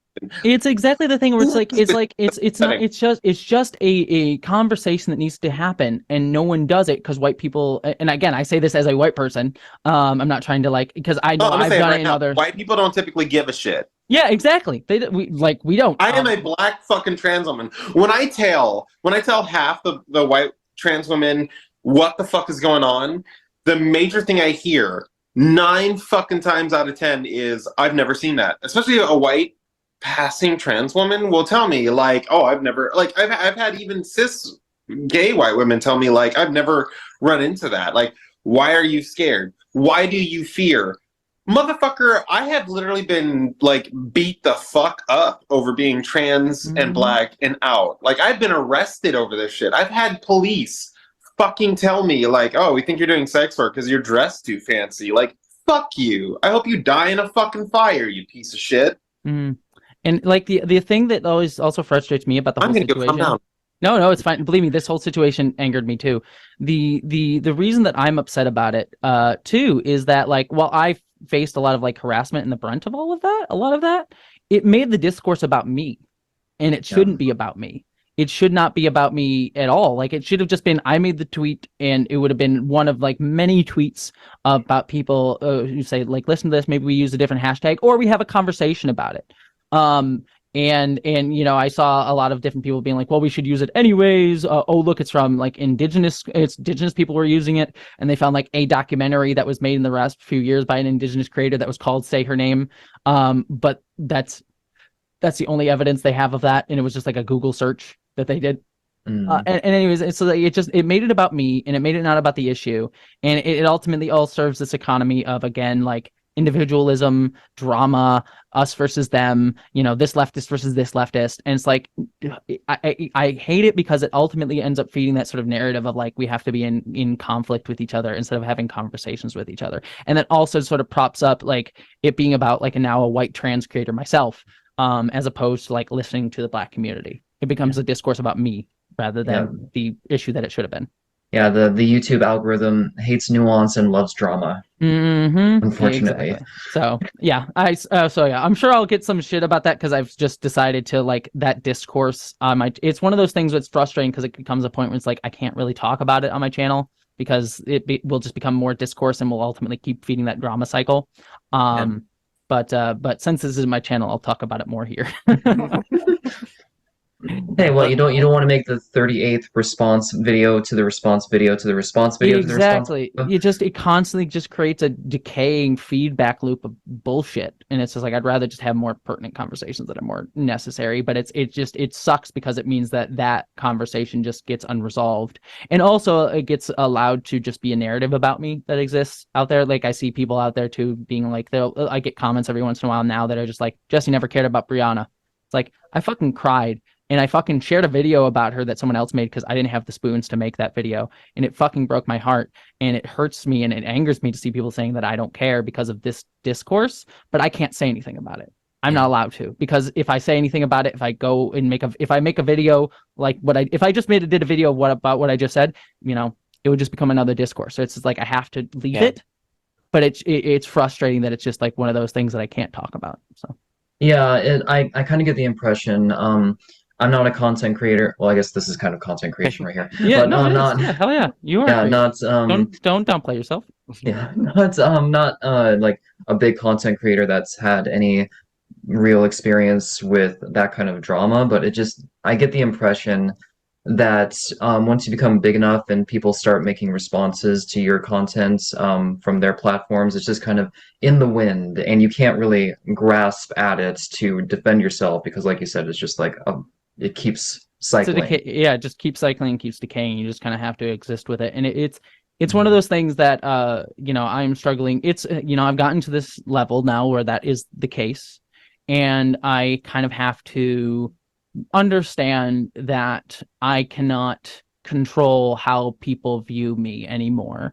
And not that I ever really could, but when it was smaller, it's like you kind of knew your niche, and people generally sort of I could kind of gauge where people were coming at me from, and I could understand like the viewpoint that people were coming into my videos with.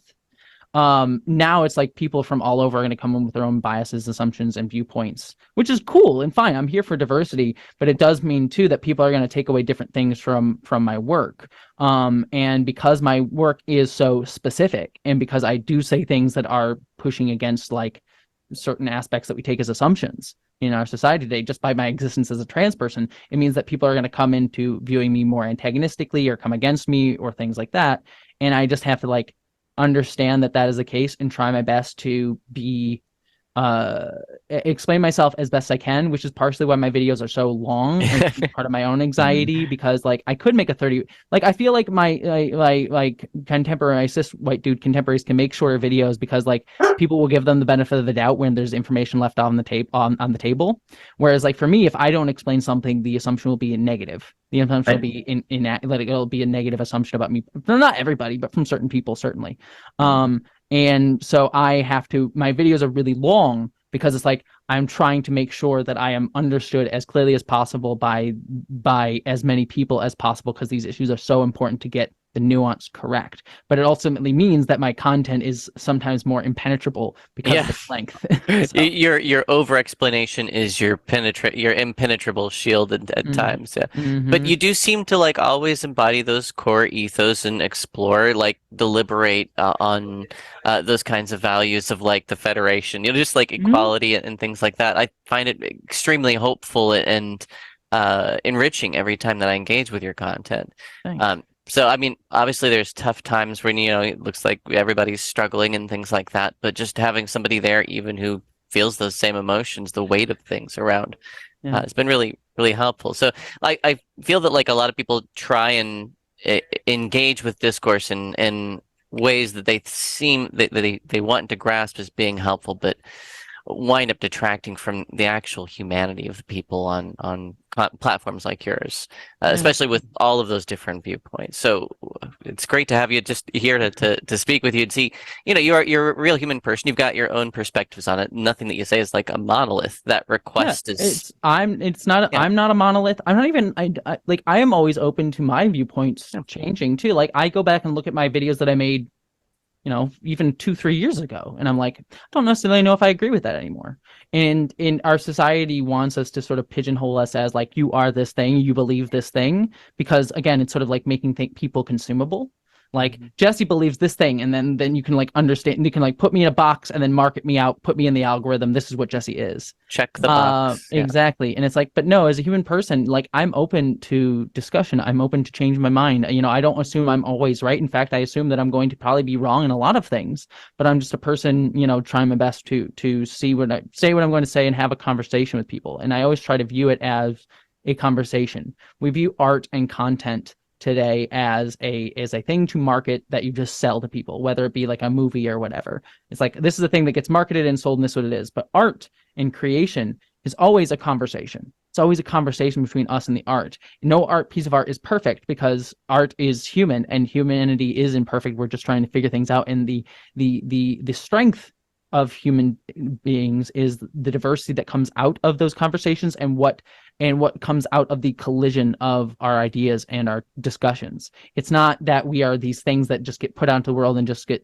this one thing. It's that we bounce off of each other and we end up creating something greater than the whole, which is why I love Star Trek so much, to bring it to what you were talking about there, is because that Star Trek shows a future. For all of its faults, it's got many faults, this franchise, but it shows a future where we recognize that infinite diversity, infinite combinations is what makes us stronger, and that the bouncing around of ideas, the bouncing out of conversations and interacting with each other makes us all stronger.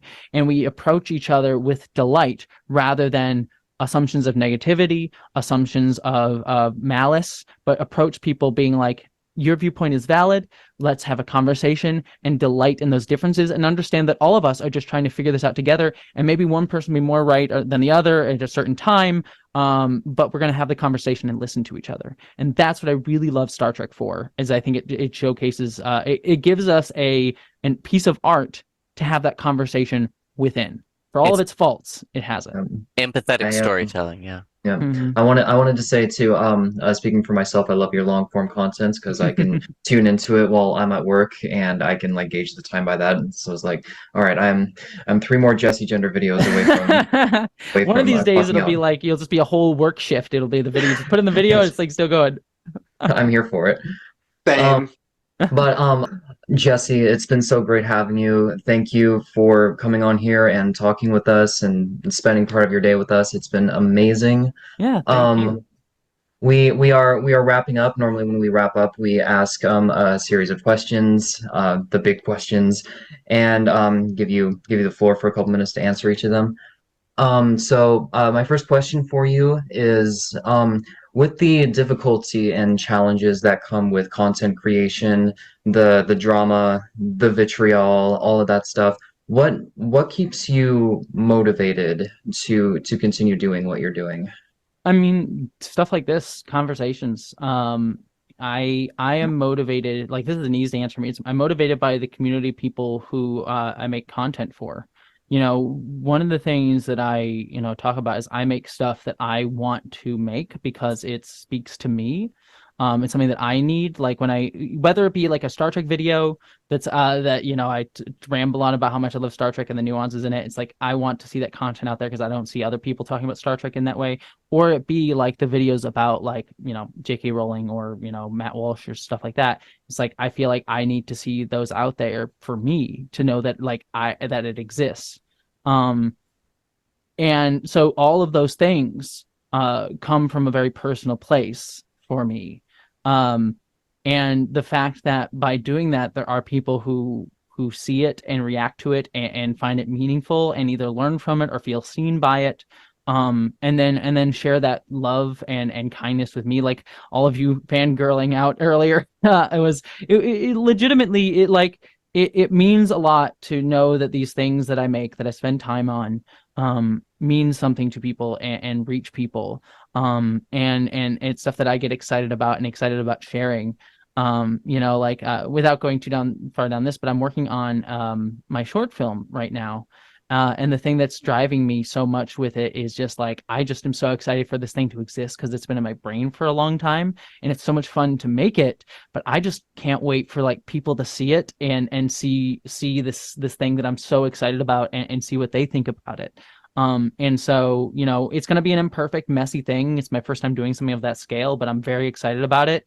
And I'll tell you off mic because it hasn't been announced yet who I have in it because I got some exciting stuff, some exciting actors to be in it too that I'm just excited to work with. So I don't know. It's just the thing that drives me is just community and caring and knowing that it is meaningful to people, whether it be them feeling seen during this moment where we are under a genocide attempt or it just being seen as nerds and weirdo dorks. I don't want to be. I like the fact that I am seen as like not ContraPoints or Natalie Wynn or even Philosophy Tube. I think they're all great creators and great trans creators and great creators in their own right. But I like the fact that I get to be a weird nerdy dork in my own sort of brand of who I am, and I think a lot of like other people resonate with instead of because trans people are all weirdo dorks, I think, for the most part. And so I'm glad to share who I am and that resonate with other people. So yeah, the easy answer is what keeps it going is community and the people who resonate with the work that I do because I make it for you. Wonderful to see your enthusiasm about these things. Yeah, I'm so pumped. I'm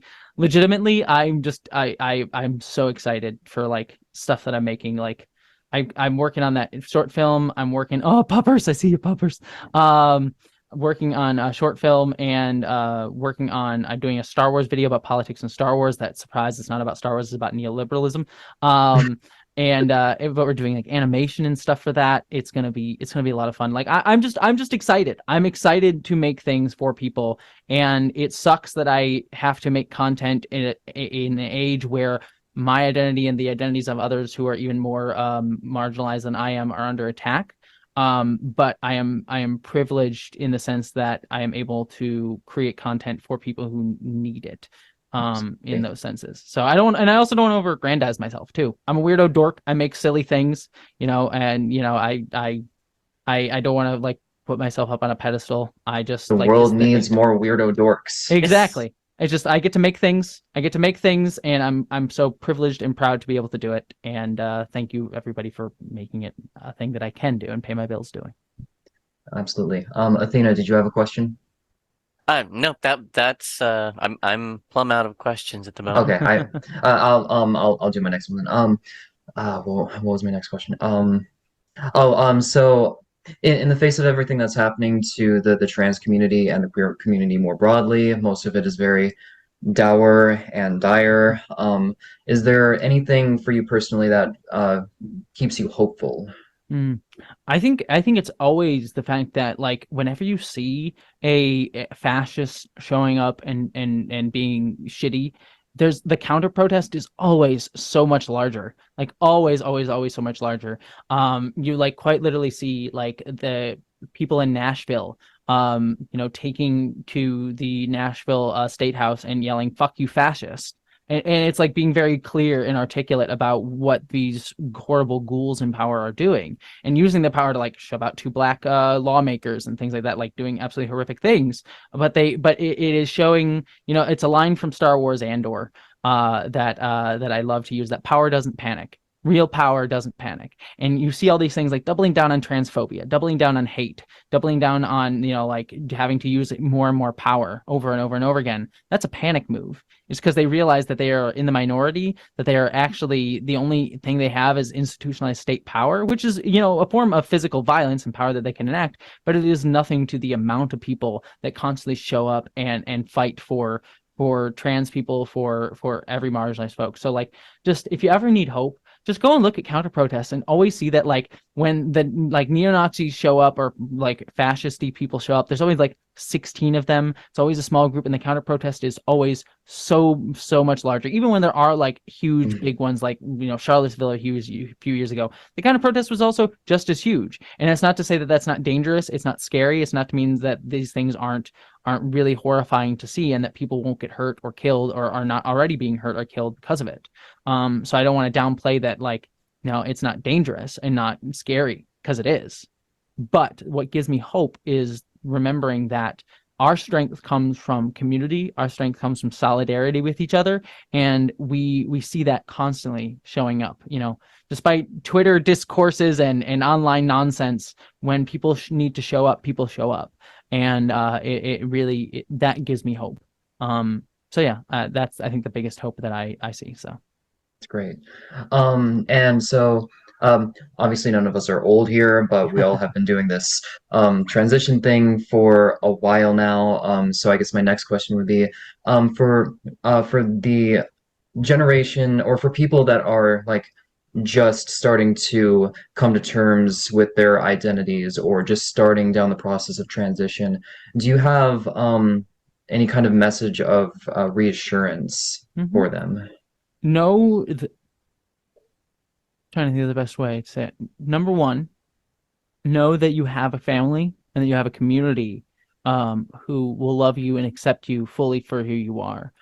We may not be right next to you. Hopefully we are. Hopefully you're surrounded physically by people who love you and accept you and want to see you go on that journey of coming to understand yourself and share yourself with others, because sharing yourself with others is a gift. Your true self with others is a true gift that you are giving to other people, and it's on other people whether or not they understand that gift fully. But it's their fault if they don't see it.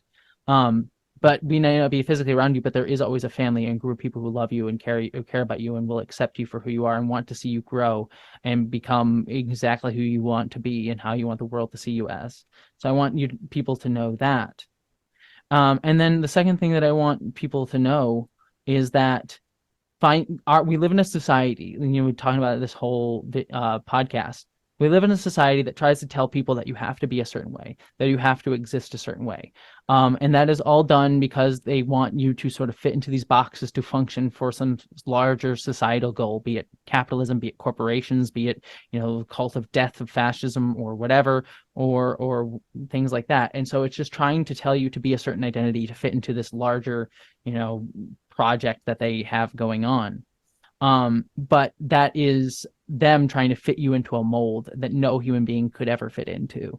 And by following yourself and following your discovery of identity, you are pushing back against these forces in our society, and that takes a lot of strength and it takes a lot of effort. And so to go on this journey and to start it just speaks so amazingly of you and shows how powerful and strong you really are. So if you ever feel like you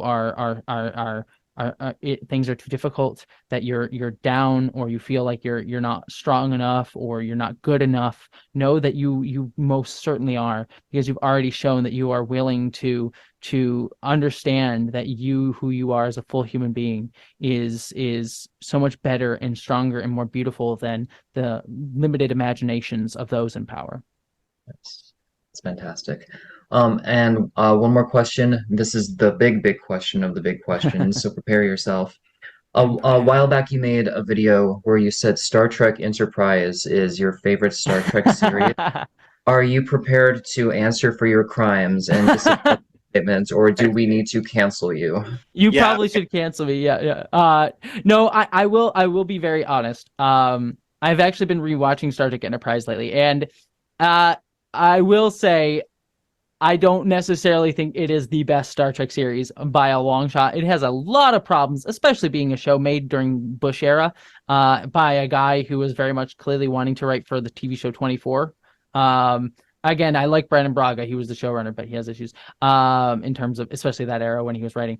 Anywho, I love Star Trek Enterprise. It was the Star Trek show that I watched week to week and grew up watching. It is a fucked up show. It has definitely its problems, and easily the best Star Trek show is Star Trek Deep Space Nine, followed closely by Lower Decks. So those two shows I think are easily the best Star Trek shows, and the ones that, if I'm being honest, are actually my favorite Star Trek shows by a long shot. But I do say that Star Trek Enterprise has a warm place in my heart just because it was the one that I got to watch week to week growing up, and it was the one that I grew up on. So yes, is Star Trek Enterprise a great Star Trek show? No, but it does have its moments. It has a few episodes here and there that are great, as every Star Trek show does. But I would be lying if I didn't say that it was if I said it was my favorite or my best Star Trek show. It is my favorite in my heart, not in my head. We forgive you. No, I'm joking. Thank you. It's very, very well put. As somebody who grew up watching like TNG, like I grew up basically OTS was on as like reruns and TNG was on like I'm very old. No, I grew up watching TNG and Deep Space Nine on Spike TV, the Manly Man's channel. Like it was quite literally like it was quite literally like their commercials like watch Star Trek. They got the men like Picard and Cisco. Look at them, they're awesome. And I'm like, wow, this did not work on me in the way they expected, I think.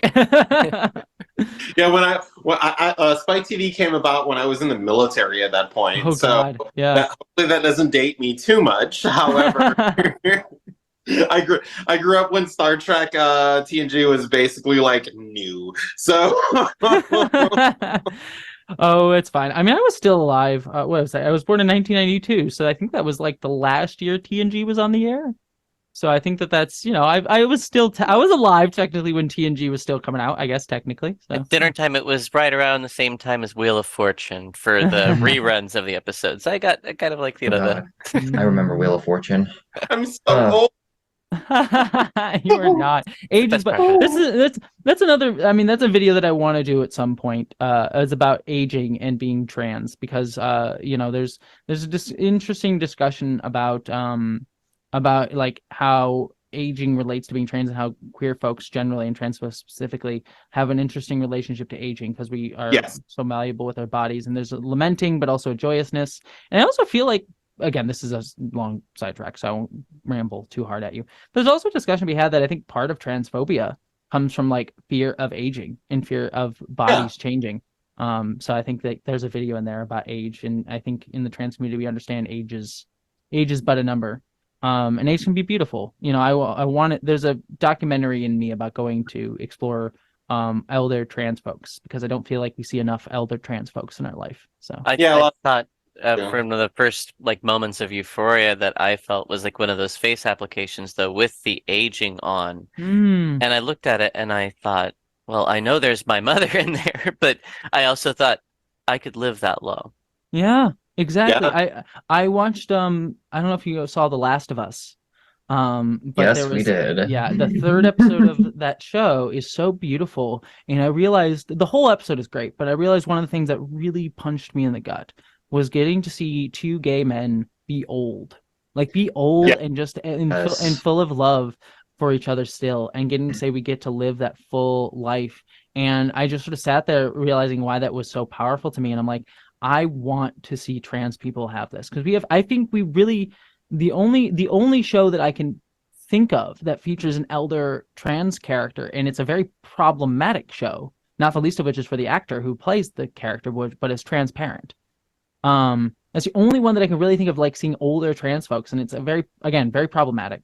And it's like I would just really love to do one. Like, you know, my project that I want to do is like a horror film that features an older trans person, or but not like in a scary way, but like the character, just like a character happens to be older, and in a horror movie, or just like a beautiful documentary about like exploring trans people who transitioned in at an older age or living older, because we just don't see that enough, and I think trans people need to see that we get to live that long, because I don't think we really have that representation. What's the name of the show? The movie that you were talking about? Oh, there's a movie that I want to make next. Oh, so it's as an older trans person who started their like mid to late 30s, I understand. Yeah, no, I'm hopeful that that's you know, like I said, my goal right now is to work on Identities, which is my sci-fi short film right now. Possibly make that a TV show, because I have ideas for that being a TV show. But if that falls through, or when that's finished, I want to keep making more fiction stuff. And one of the ones that I think about is like a horror film, and like an autumnal horror featuring a trans woman, an elder trans woman. So yeah, be kind of fun. Yeah, because we'll for sure buy tickets. Oh yeah, I would definitely buy like several tickets and give them out, because that's like one of the things that like really hit me for The Last of Us was the fact that, like, you know, back in the yonder, if you were gay or trans, like when I see the fact that we have PrEP now, like back in the day, I never would have imagined not living in a time where you didn't have to be fearful of dying for loving somebody that like you just love. Like like I remember that used to just be the thing. It's like, oh, you know, like you could contract this thing that would give you basically 10 years to live. And now I have a fucking pill that I can take on a daily basis. And I've just signed up for the thing where you can do the injection form, where you don't have to like it's mind-boggling that we live in a time where like, oh wow, I don't have to worry about dying because of somebody I love. I mean, yeah, it's weird. No, it's skewed. This is a whole other conversation we get into, but I'll just say it quickly. It's skewed our whole community's understanding of age and what a full life of a queer and trans person looks like, to the point where like I see really young trans people look up to me, and I'm only 30. And look up to me as like an elder trans person, and I feel so honored by that. And I get comments from like younger trans folks being like, oh, I like love seeing like an elder queer. I'm like, I'm the elder queer, and I understand that there's it's responsibility. Weird, yeah, it is weird, but I think number one is responsibility that I take like to heart, and want to try and be that representation that they need, and try to be that. But it also like shows me that like we've lost so many, like there's an entire, because of the HIV crisis in the 80s, and also a lot of other things as well, like stigma against LGBTQ people, we've lost a whole generation of our community. And the ones that are left from that you know, age are also traumatized in a lot of ways too, because of having to go to funerals almost every week, and seeing all that. And so I think it's something that I think, you know, a lot of younger trans and queer folks, they don't get to see that timeline. I don't get to see that timeline of a full life. And so they look to me as like the elder trans person, because that's sadly how far they can imagine a trans person's life being right now because they don't have representation beyond it. And so I think that is a responsibility I take on, but also a sad thing that I think we need to start showing more of. So. Absolutely. Well, Jesse, we've reached our time. We are so happy that you came onto the show with us. This was amazing. I think I'm gonna go pester Abigail Thorne next because I'm feeling confidence. Well, we're obviously we want to talk to you again. I mean, not because I want to fangirl and just like gush about random nerdy shit as a I'll do it fellow all day, nerd obviously. myself. Yeah. So I want to thank you for coming on the show. Can you plug anything that you would like to plug at this moment? Because obviously, as a avid Jessie Gender follower, I literally follow your YouTube and all your other stuff. I like literally watch everything that you post. I am obviously subscribed, which if you're not subscribed to her YouTube, I don't know what to tell you. Like, just go out and subscribe, please. You're missing out if you're not subscribed. Well, I will give you the quick little rundown. You can follow me at Jessie Gender on YouTube. As you know, I have a secondary channel called Jessie Gender After Dark, where I do sort of reviews of Star Trek and Star Wars, as well as like random takes about stuff. I've been trying to do like more short form content over there recently, so less scripted, but more like off the cuff stuff about things big and small. I also have a podcast called Jumpgate, which is a Babylon 5 podcast that I sort of talked about earlier that I do with Vera Wild. It's a fun time. We talk a lot about fascism, but in a fun way, I guess, and through Babylon 5, which is a fun show. And then I also have another podcast that's more sporadic. Jumpgate is a weekly one. This one's more sporadic, but it's called Sand Job, which I do, which is a podcast about Neil Gaiman's Sandman comics, where we talk about the audio drama, the TV show, but also the comics. We sort of go through 4 issues of the comic every episode. It's my favorite comic book series of all time. So we go through that. It's good. Thank you. I love that comic so much, despite all of its many problems. Again, another thing that I love discussing for its problems because I think it's great to learn through it. But that's that podcast. And then if you want to support me more directly, I have a Patreon that helps pay my bills. Going over there really does help me because that is, again, how I primarily pay my bills because the YouTube algorithm is crap. And then I'm also on Nebula, which is the streaming service that is also funding my short film Identities. So hopefully be on the lookout for that short film. Hopefully the aim is to get it out by the end of the year. Probably more likely it's probably gonna be early next year. And that'll be on Nebula, and also, signing up for Nebula using my link, hopefully, also supports me as well. So that's the quick rundown of the way too many things I do. And then I also do writing stuff for random different sites like Inverse and GameSpot and stuff like that. So be on the lookout for those things. Fantastic. Okay, anything else that you'd like to go over, Caroline, before we wrap up? Yes, absolutely. So I just want to take this moment and say thank you to all the listeners for being here on this journey and supporting this program. And we want to thank Jessie Gender for spending this afternoon with us. And I want to thank Lucy Balzano, Athena Permakis, and Aria Laki for hosting the Trans Narrative Podcast today. And on behalf of our passionate and dedicated team of activists and advocates, we hope you enjoyed our conversation with Jessie Gender.